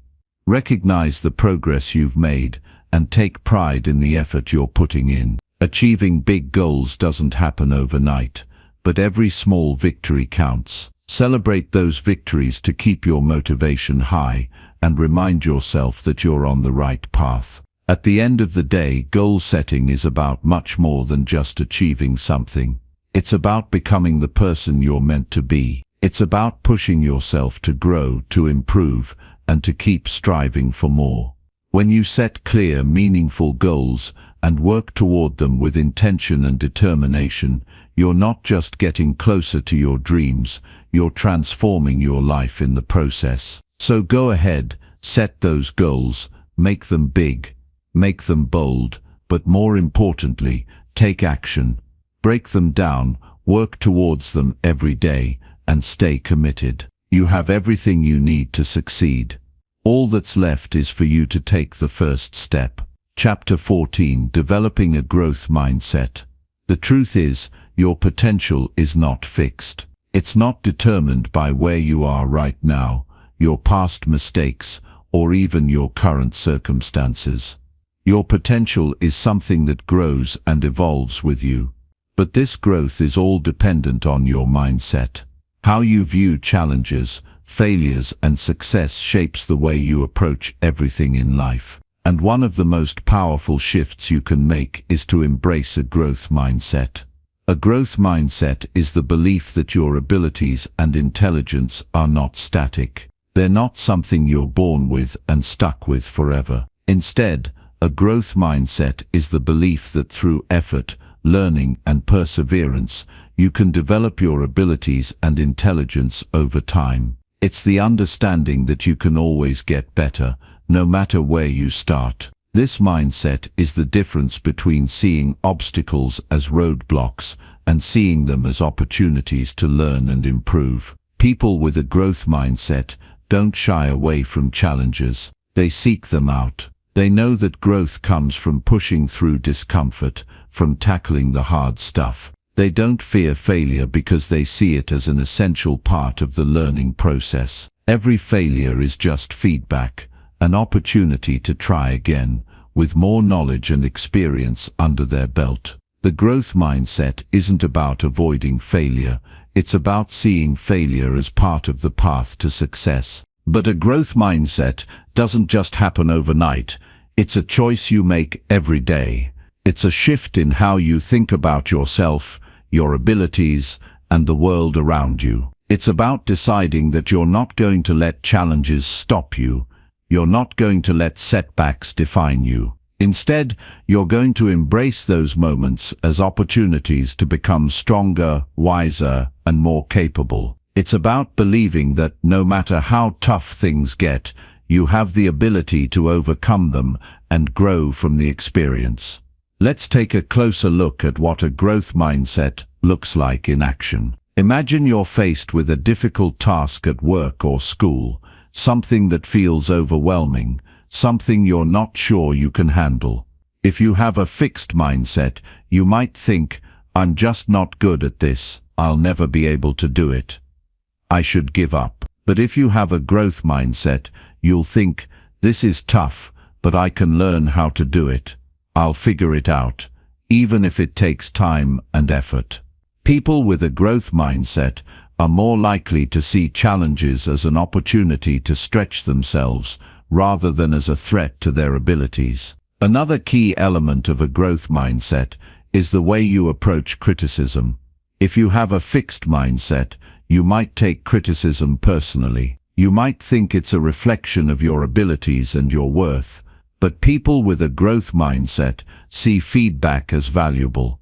They understand that feedback is a tool for improvement. It's not about you as a person, it's about helping you get better. When you adopt a growth mindset, you become more open to feedback, more willing to learn from your mistakes, and more able to use criticism to fuel your growth. One of the most important aspects of a growth mindset is the belief that effort leads to improvement.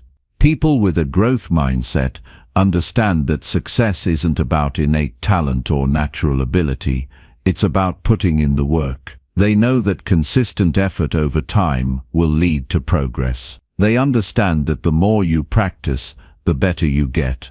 Whether you're learning a new skill, building a business, or working toward a personal goal, the key to success is persistence. The growth mindset teaches you to focus on the process, not just the outcome.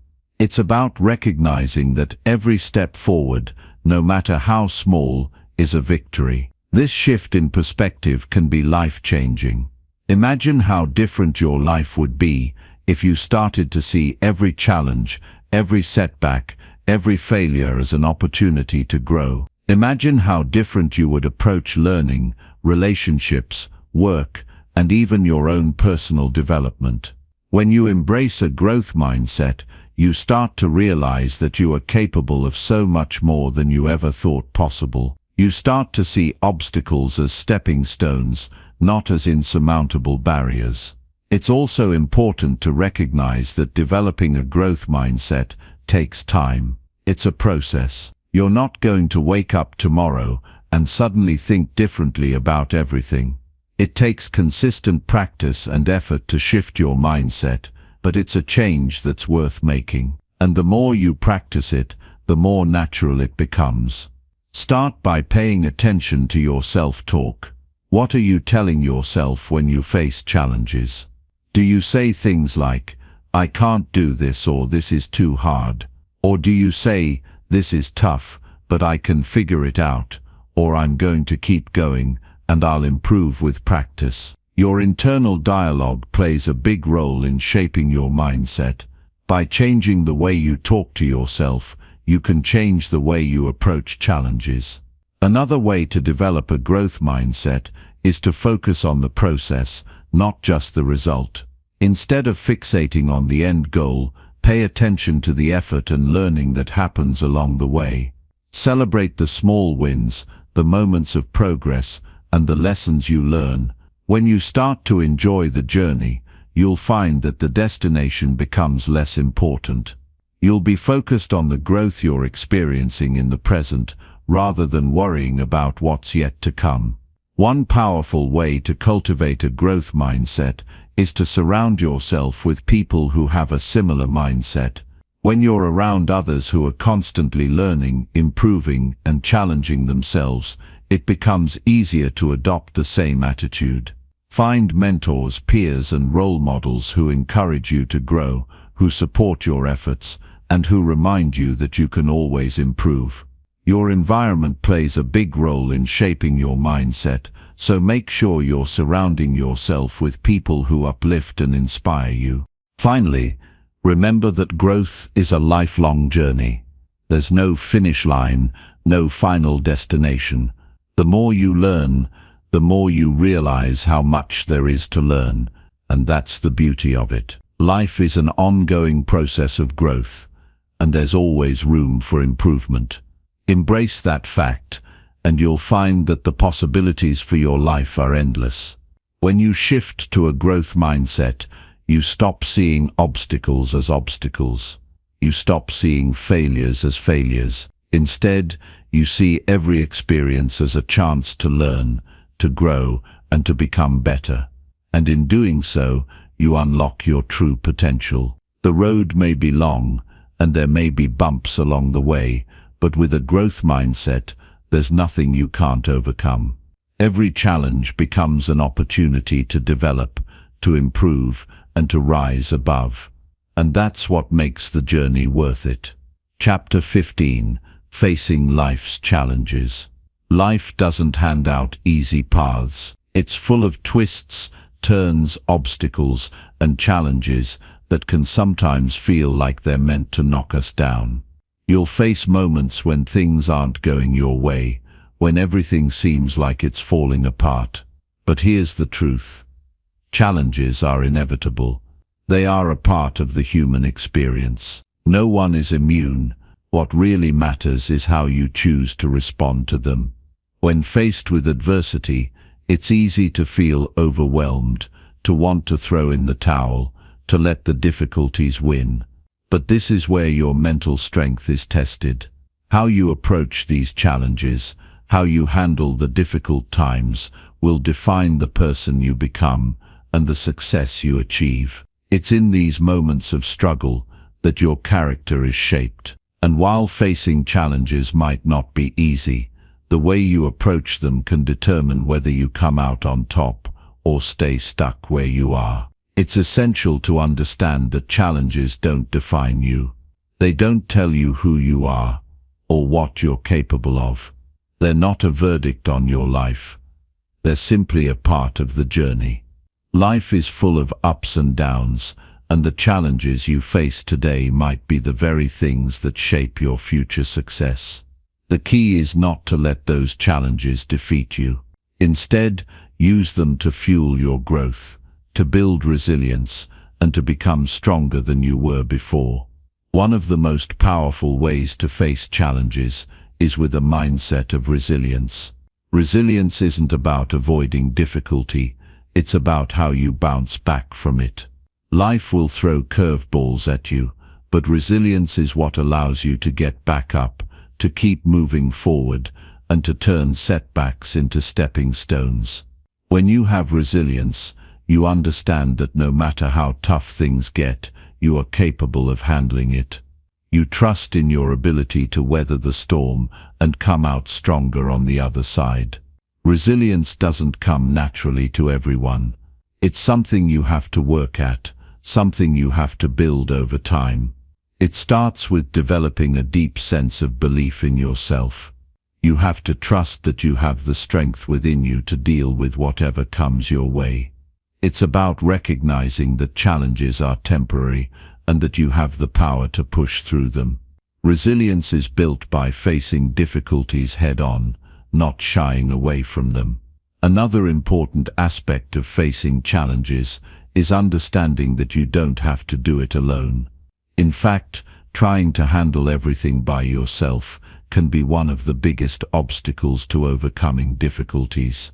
No one is meant to go through life's struggles in isolation. The most successful people, the most resilient people, are often the ones who reach out for help, who lean on their support system when times get tough.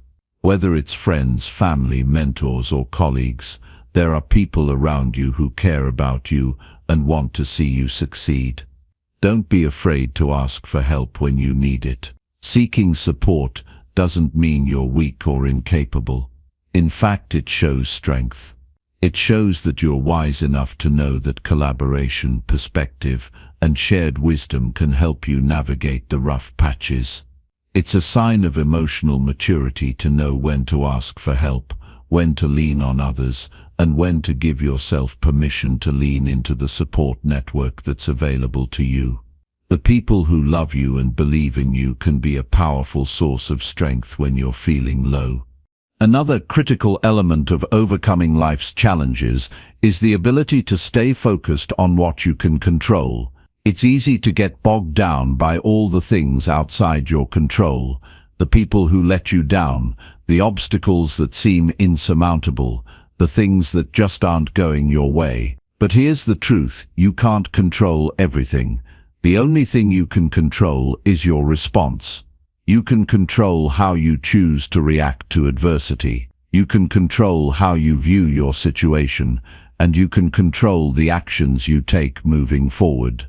This is where your mental strength comes into play. It's about learning to let go of what's outside your control and focusing on what you can influence. This doesn't mean you ignore the challenges you're facing, but it does mean you approach them with a clear mind and a focused heart. You take responsibility for your own actions and decisions. You make the conscious choice to keep moving forward, one step at a time, even when it feels hard. One of the most important things to remember when facing challenges is that they are not permanent. Nothing lasts forever. No matter how bad things seem in the moment, they will eventually pass. This doesn't mean that the road ahead will be easy or that everything will magically get better, but it does mean that you're not stuck. Every challenge, every setback, every tough moment is just one chapter in your story. And when you face them with the right attitude, when you approach them with resilience, they will become stepping stones toward the next phase of your journey. When you encounter a setback or a challenge, it's easy to feel discouraged, to question whether or not you're on the right path. But remember, success is never linear. It's not a straight line from where you are now to where you want to be. Success is about taking those setbacks and turning them into comebacks. It's about recognizing that the struggles you face today are the things that will make your victory tomorrow even sweeter. It's about seeing challenges as opportunities to learn and grow, to develop new skills and strategies, and to gain wisdom that will serve you in the future. Think about it this way, if you never faced any challenges, you would never know your true strength. You would never learn what you're capable of. It's through facing challenges that we discover just how resilient we are. It's in those moments of difficulty that we build the mental toughness that carries us through life. So instead of wishing for an easy life, embrace the challenges that come your way. Recognize that they're shaping you, building you and preparing you for the future you're meant to create. It's also worth remembering that success isn't about avoiding failure. In fact, failure is often the best teacher you'll ever have. When things go wrong, it's not the end of the world. It's an opportunity to learn, to adjust and to try again. The key to overcoming life's challenges is to keep going, even when things don't go as planned. It's about picking yourself up, dusting yourself off, and using what you've learned to keep moving forward. In the end, facing life's challenges is about mindset. It's about deciding, in each moment, that you are stronger than your struggles. It's about choosing to see challenges as opportunities, to view failure as a lesson, and to understand that every difficulty is temporary. The more you face your challenges head-on, the more resilient you become, and the closer you get to the life you want to build. Life may not always be easy, but you have the power to face whatever comes your way. The key is to never give up, to always keep moving forward, and to trust that you have everything it takes to overcome life's challenges and emerge victorious. Chapter 16. Emotional Regulation Techniques. Emotions are a part of being human. They're powerful forces that can shape our experiences, influence our decisions, and impact how we interact with the world around us. But here's something you may not always realize. While you can't control the emotions you feel, you can control how you respond to them. That's where emotional regulation comes in. Emotional regulation isn't about suppressing or ignoring your feelings. It's not about pretending everything's fine when it's not. In fact, trying to bottle up emotions can lead to bigger problems down the road. Emotional regulation is about recognizing your emotions, understanding where they're coming from, and choosing how to react in a way that serves your well-being and goals. It's about taking control of how you respond to your feelings, rather than letting them take control of you. Let's start with the basics. The first step in emotional regulation is awareness. You can't manage your emotions if you don't know what they are or where they're coming from. So the first thing you need to do is become aware of your emotions. That means tuning into your feelings and recognizing when you're experiencing a strong emotional reaction, whether that's anger, sadness, frustration, or joy. Many people go through life on autopilot, reacting to situations without stopping to think about how they feel. This often leads to emotional outbursts, regret, or poor decisions. But when you take a moment to check in with yourself and ask, "What am I feeling right now?" you create space for self-awareness. It's like stepping back from the situation and taking a deep breath before reacting. When you can identify your emotions, you gain the ability to choose how to respond, rather than simply reacting in the heat of the moment. The next part of emotional regulation is understanding the cause of your emotions. Emotions are often triggered by external events, something someone said, a situation you're facing, or even just a thought that popped into your mind. But emotions can also be influenced by your internal beliefs and past experiences. Sometimes, a feeling of anger or frustration might be linked to an old wound or a past experience that hasn't fully healed. In these cases, it's important to understand that your emotional response might not always be about the present moment, but about something deeper. Once you've identified your emotions and understood where they're coming from, the next step is to pause. This is where the magic happens. It's so easy to let emotions take over and make impulsive decisions. You get angry and lash out. You feel anxious and avoid the situation altogether. But if you can train yourself to pause, to take a step back before reacting, you give yourself the opportunity to choose your response. In those moments of emotional intensity, try asking yourself a few key questions. What is this emotion telling me? What is the best response in this situation? How do I want to feel after this moment passes? These questions can help you gain perspective and distance from your emotions, allowing you to respond thoughtfully rather than react impulsively. Another powerful technique for emotional regulation is breathing.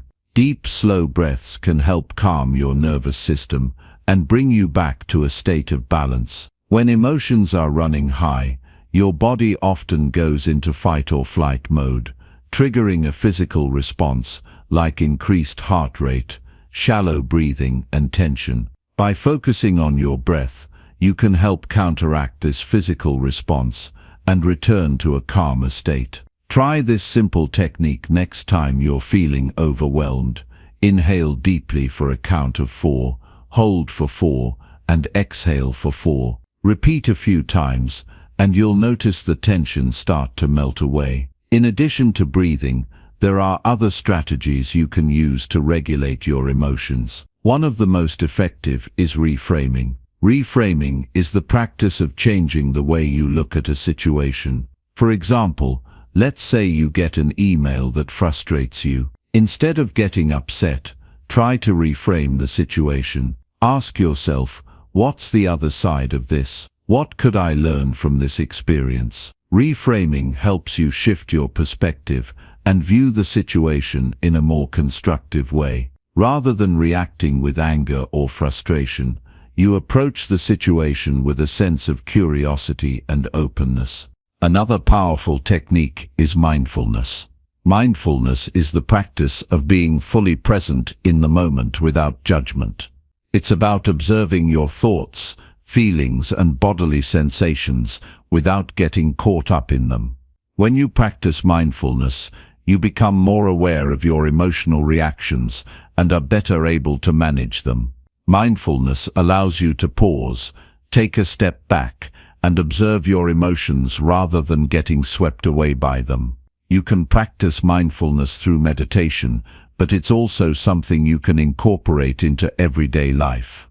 Whether you're eating, walking, or having a conversation, being present in the moment can help you regulate your emotions and stay grounded. One of the most important aspects of emotional regulation is self-compassion. When you're feeling overwhelmed by your emotions, it's easy to be hard on yourself. You might think, "Why am I feeling like this? I should have it all together by now," but beating yourself up for your emotions only makes things worse. Instead, practice self-compassion. Recognize that you're human, that it's okay to feel what you're feeling, and that your emotions are valid. Be kind to yourself, especially when you're going through tough times. Treat yourself with the same care and understanding that you would show to a friend. It's also important to remember that emotional regulation is a skill, and like any skill, it takes practice. You won't become a master at it overnight. But every time you practice awareness, pause before reacting, and choose a response that serves you, you're building your emotional intelligence. And over time, you'll get better at managing your emotions, navigating difficult situations, and maintaining your mental balance, even when life gets tough. One final point: emotional regulation doesn't mean suppressing or ignoring your feelings. It doesn't mean pretending you're okay when you're not. It's about creating space between what you feel and how you respond. It's about choosing responses that align with your values, goals, and the person you want to be. Emotional regulation allows you to experience your emotions fully without letting them take control of you. It's about being in the driver's seat of your own emotional world, so you can make decisions and take actions that move you closer to the life you want to create. Emotions are powerful, but you have the power to manage them. By practicing emotional regulation, you'll not only improve your ability to cope with difficult situations, but you'll also become more resilient, more mindful, and more in control of your life. So the next time you find yourself caught in an emotional storm, remember you are not your emotions. You are the person who chooses how to respond to them. And with practice, you'll learn to navigate your emotions with ease, grace, and strength. Chapter 17: The Role of Humor and Positivity. Life can be tough. No one is immune to struggles, challenges, or the moments that make you want to just throw in the towel. We all have our low points. But here's something that can help you through the hardest days: humor and positivity. They're not just about putting on a happy face or pretending everything is fine when it's not. They're about finding light in the darkness, lifting your spirits when you're down, and using humor as a tool for resilience. Humor is one of the most powerful coping mechanisms we have. It doesn't just make us feel good in the moment, it can actually help us deal with stress, improve our relationships, and even make us more resilient in the face of adversity. It's easy to think of humor as something frivolous, but it's much more than that. It's a vital part of emotional regulation. When you can laugh at yourself, laugh at the absurdity of life, or simply find humor in difficult situations, you begin to shift your perspective. What once seemed like a mountain to climb may suddenly feel like a hill you can tackle. Think about it. When was the last time you laughed so hard that you forgot about your worries, even for just a moment? That's the power of humor. It creates space for joy, for lightness, and for relief from the weight of life's difficulties. Humor has the ability to shift your focus, to take you out of the stress of the moment, and provide a sense of release. It's like taking a deep breath for your soul, and when you can make humor a regular part of your life, you're more equipped to handle whatever challenges come your way. But humor isn't just about finding something to laugh about in the moment. It's about how you approach life. People who have a sense of humor tend to be more adaptable. They can laugh at their mistakes, laugh through their failures, and laugh when things don't go as planned. They understand that life is unpredictable, and they don't take themselves too seriously. This ability to laugh at the ups and downs of life helps them maintain a sense of balance and perspective, even in the most challenging times. Now, let's talk about positivity. Positivity is often misunderstood. It's not about being unrealistic or pretending that everything is perfect when it's not. Positivity is about choosing to focus on the good, even when things aren't going your way. It's about looking for the silver lining, the lesson, the opportunity, or the blessing, even in the middle of a storm. It's not about denying the hard things. It's about finding the strength to look beyond them and keep moving forward. Positivity doesn't mean you have to force yourself to be happy all the time, or pretend you don't feel sad, frustrated, or angry. It's about making a conscious decision to focus on the things that uplift you, that help you grow, and that remind you of your strength. It's about reframing challenges as opportunities for growth and learning. It's about choosing to see obstacles as temporary setbacks rather than permanent roadblocks. And most importantly, it's about cultivating an inner belief that no matter what life throws your way, you have the power to overcome it. One of the most important aspects of positivity is the ability to control your inner dialogue. The way you talk to yourself has a profound impact on how you feel. If you constantly tell yourself that things are never going to get better, that you're not good enough, or that you can't handle what's coming, that's what you'll believe. But if you can shift your inner dialogue to one of encouragement, support, and optimism, you'll start to believe in your ability to handle life's challenges. Here's an example. Let's say you're facing a tough project at work. Instead of telling yourself, "This is going to be impossible," or "I'll never get this done," try rephrasing it to something like, "This is a challenge, but I can handle it," or "I've faced tough situations before, and I got through them, so I'll get through this one too." This subtle shift in language helps you stay positive and motivated, even when things seem difficult. The same principle applies to how you view setbacks or mistakes. When things don't go as planned, it's easy to fall into negative thinking, to beat yourself up, or to feel like you've failed. But with positivity, you can see setbacks as learning experiences. You can view mistakes as opportunities to grow, to adjust, and to try again with more knowledge and understanding.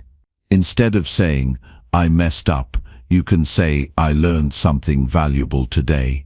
This shift in mindset is a powerful tool for maintaining a positive outlook, even when things don't go perfectly. Positivity is also about gratitude. When life feels overwhelming, it can be easy to focus on everything that's going wrong.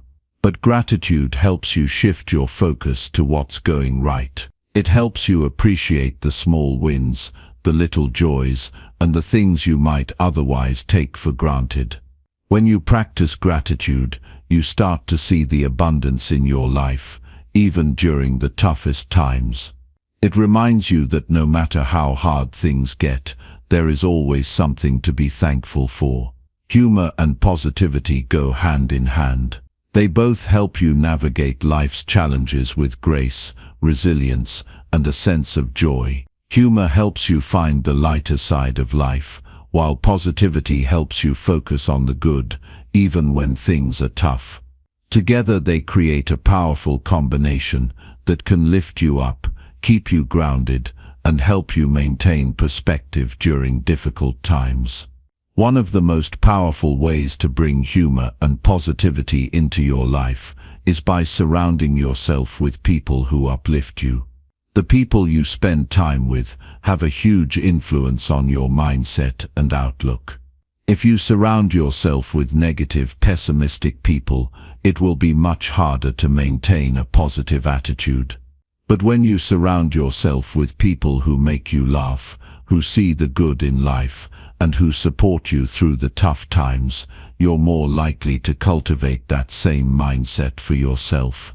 Another important aspect of humor and positivity is self-compassion. When life gets hard, It's easy to be hard on yourself. You may feel like you're not doing enough, or that you should be handling things better, but humor and positivity can help you be kinder to yourself. You can laugh at your mistakes instead of beating yourself up over them. You can give yourself permission to not be perfect, knowing that you're doing your best. And you can be grateful for the progress you've made, rather than focusing on what you haven't yet achieved. In the end, humor and positivity are powerful tools for building mental strength. They help you face life's challenges with resilience, joy, and a sense of perspective. They remind you that even in the toughest times, you have the power to choose your attitude, to find humor in the situation, and to keep moving forward with optimism. So the next time life feels heavy, take a step back, find something to laugh about, and remind yourself that you are stronger than you think. You've got this. Chapter 18. Reflecting on your journey. We're all on a journey. Some days it feels like we're making huge strides, and other days it seems like we're stuck in place. But no matter where you are, it's important to take a moment to reflect on how far you've come. Reflection isn't about dwelling on the past or beating yourself up over mistakes. It's about looking back, acknowledging your growth, and appreciating everything you've learned along the way. It's a vital part of the process of becoming mentally strong, because reflection helps you understand where you've been, where you are, and where you're going. Often we get so caught up in the hustle of life, in pushing forward toward our goals, that we forget to pause and take stock of everything we've achieved. We're so focused on what's next, what we still need to do, that we overlook how much we've already done. Reflection gives us the opportunity to slow down and appreciate our progress. It's like taking a snapshot of your life in the present moment, so you can see just how far you've come. Think about it. How often do you celebrate your own wins? Not just the big victories, but the small steps forward. Maybe it's the time you pushed through a tough workout, or the day you finally faced your fears. Maybe it's the time you chose not to give up, even when you felt like you couldn't go on. Reflection allows you to recognize and celebrate these moments of growth, because they're the building blocks of your mental strength. One of the most powerful tools for reflection is journaling. Journaling gives you a space to write down your thoughts, your feelings, and your experiences. It's a way to process what's happened, to make sense of your emotions, and to track your progress. When you journal, you can ask yourself questions like, what am I proud of today? Or what did I learn from my challenges? Writing these things down not only helps you reflect, but it also reinforces the positive habits and lessons you've learned along the way. Reflection doesn't just help you appreciate the progress you've made, it also helps you identify areas where you can grow. When you reflect on a situation, it gives you the chance to think about what worked and what didn't. You can ask yourself, what could I have done differently, or what would I do next time? This kind of honest self-assessment allows you to learn from your mistakes without being critical of yourself.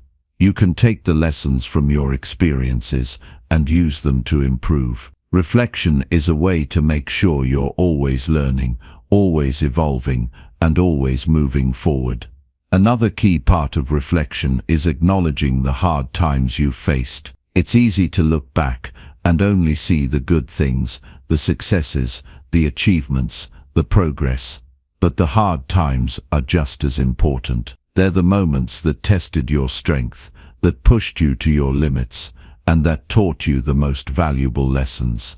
Reflecting on these moments doesn't mean wallowing in them or letting them hold you back. It means acknowledging that they happened, recognizing the strength you showed in getting through them, and appreciating the wisdom you gained from them.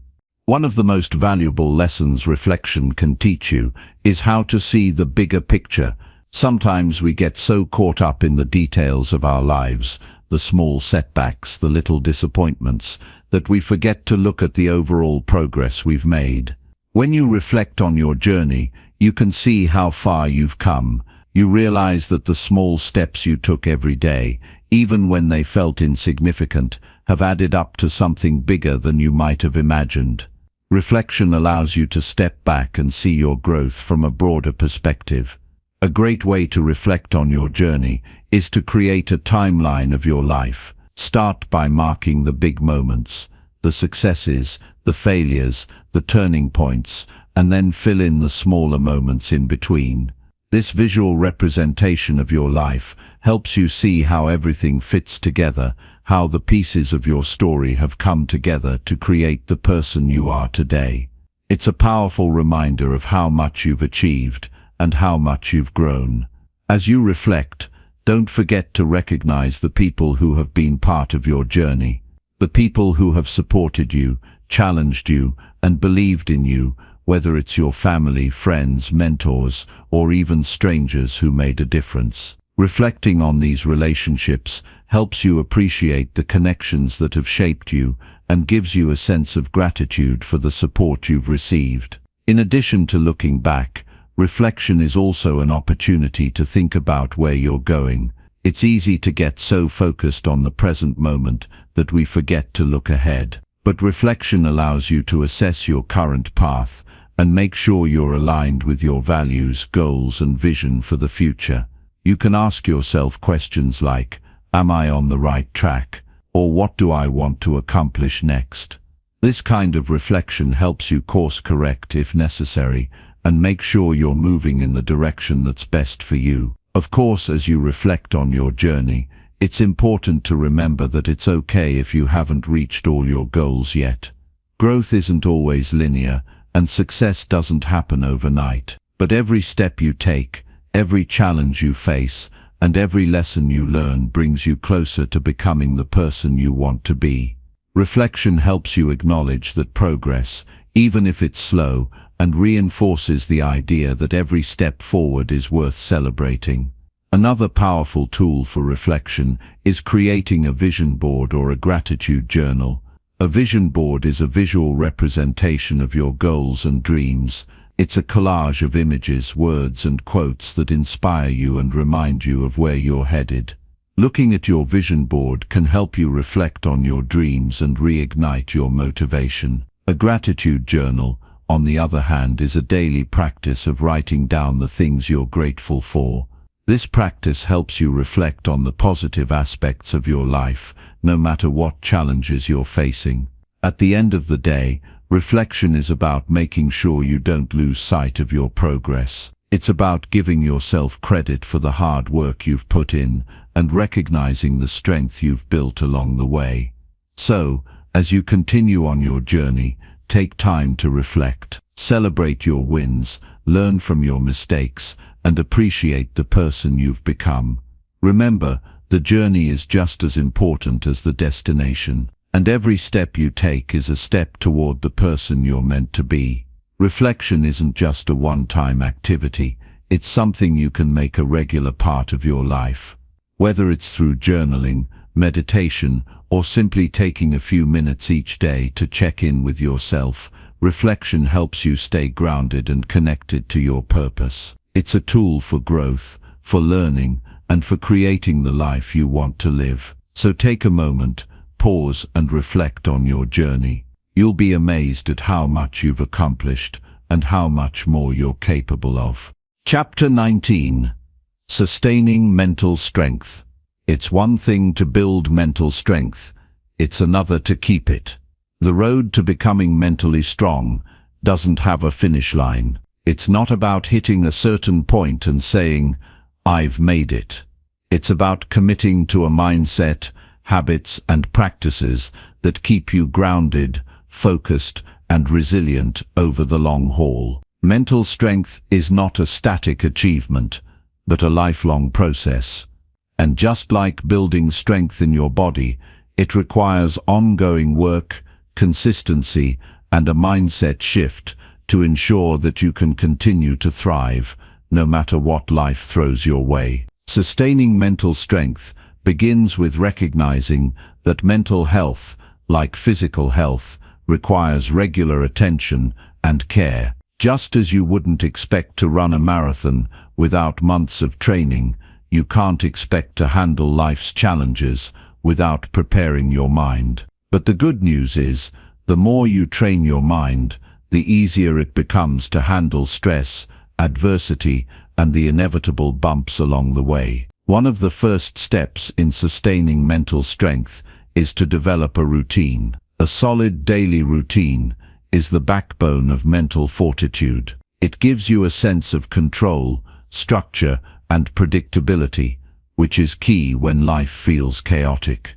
Whether it's a morning routine that starts with meditation, a workout, or reading something inspiring, or an evening routine that includes journaling and gratitude, the small practices you incorporate into your day have a powerful impact on your mindset. They set the tone for how you approach each day, and over time, these consistent actions will build the mental resilience you need to handle life's challenges. Part of sustaining mental strength is also about maintaining a sense of purpose. When you know why you do what you do, when you understand your deeper motivations, you're much more likely to push through difficult times. Purpose fuels passion, and passion fuels perseverance. It's the driving force that helps you stay grounded when things get tough. And it can come from many places: your career, your relationships, your personal goals, or even your desire to make a difference in the world.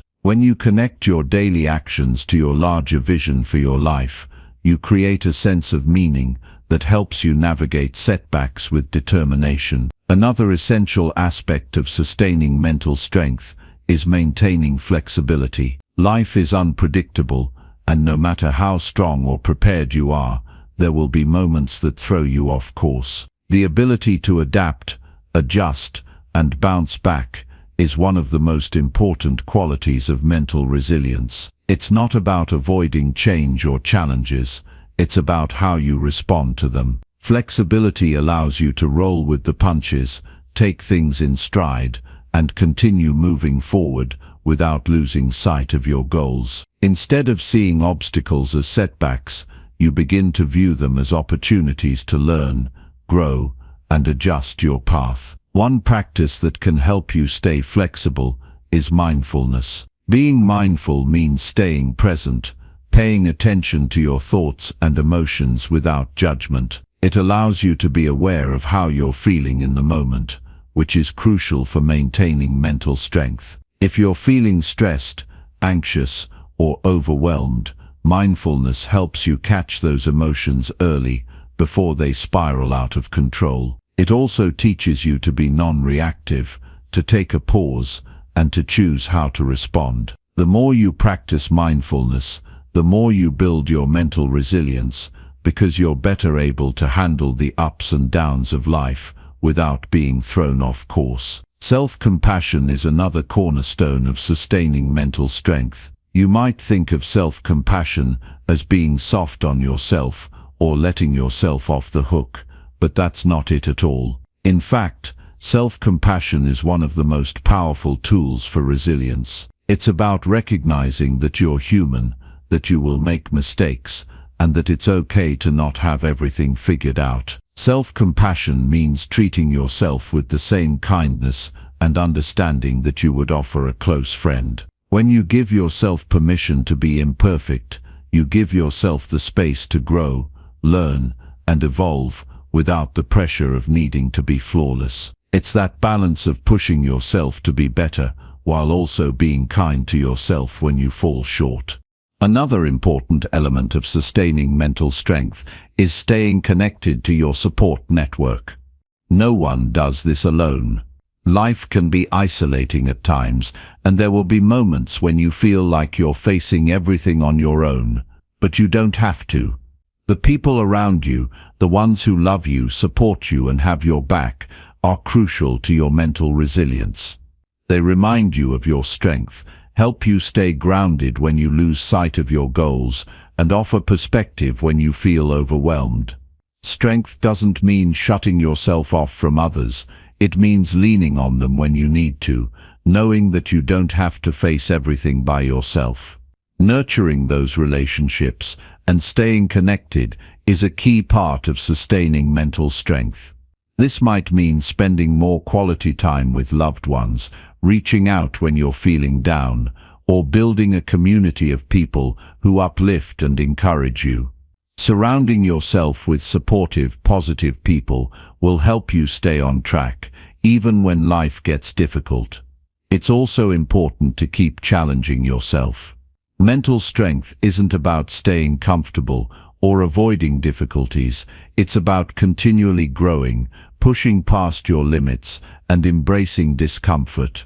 When you challenge yourself, you expand your capacity to handle whatever comes your way. The more you test your limits, the stronger you become. This doesn't mean you should put yourself in harm's way, but it does mean taking on challenges that stretch you, whether that's in your career, relationships, personal development, or physical health. Embrace discomfort because it's the fertile ground where growth happens. Another key to sustaining mental strength is maintaining balance. It's easy to get consumed by one area of your life, work, relationships, health, and forget about the others. But true mental strength comes from creating a balance between all aspects of your life.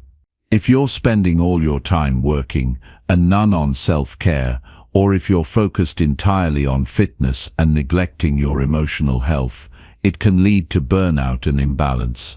Make sure you're taking care of your mind, body, and soul in a holistic way so that you don't burn out and lose sight of what really matters. Lastly, keep learning. Growth isn't just about pushing through the hard moments. It's about continuing to evolve, adapt, and expand your knowledge and skills. Lifelong learning is a key part of sustaining mental strength. Whether it's reading books, attending seminars, or learning from your experiences, continuing to challenge your mind helps you stay sharp, resilient, and open to new possibilities. When you're learning and growing, you're less likely to feel stuck or stagnant. You're building a reservoir of knowledge and experience that helps you face any challenge with confidence. Sustaining mental strength is an ongoing process that requires commitment, consistency, and self-awareness. It's about creating a life that supports your mental health, nurturing your relationships, staying flexible, and continuing to learn and grow. It's not about reaching a point where you're done, but about continuously evolving and adapting to life's challenges. Remember, you have the power to build your mental strength, and you also have the power to sustain it for the long haul. Take it one day at a time, stay committed, and know that each step you take strengthens you for whatever lies ahead. Chapter 20: Inspiring others with your journey. Your story matters. The journey you've been on, the struggles you've faced, the triumphs you've celebrated, they all have the power to inspire others. You might not see it now, but the way you've grown and transformed can be a beacon of hope for someone else. When you share your experiences, when you show others that it's possible to overcome obstacles, find strength in adversity, and live a life full of purpose, you create a ripple effect. The lessons you've learned, the wisdom you've gained, the resilience you've built, it's all valuable, and it can help light the way for someone else who's on their own journey. In the process of becoming mentally strong, you've undoubtedly faced challenges that pushed you to the limit. Maybe you've battled self-doubt, fought through fears, or overcome failures. Every one of those moments is a piece of your story, a chapter in your life that someone else can relate to. When you share your struggles, you connect with people in a deeply authentic way. It's easy to look at someone who seems like they have it all together and assume that their journey was smooth, but that's rarely the case. Most of us have faced hard times, and those hard times are what shape us into who we are. By sharing your journey, you're not just offering your successes and accomplishments. You're showing people that the hard times don't define you, they refine you. You're teaching them that no matter what they're going through, they too can emerge stronger on the other side. You don't have to have everything figured out to be a source of inspiration.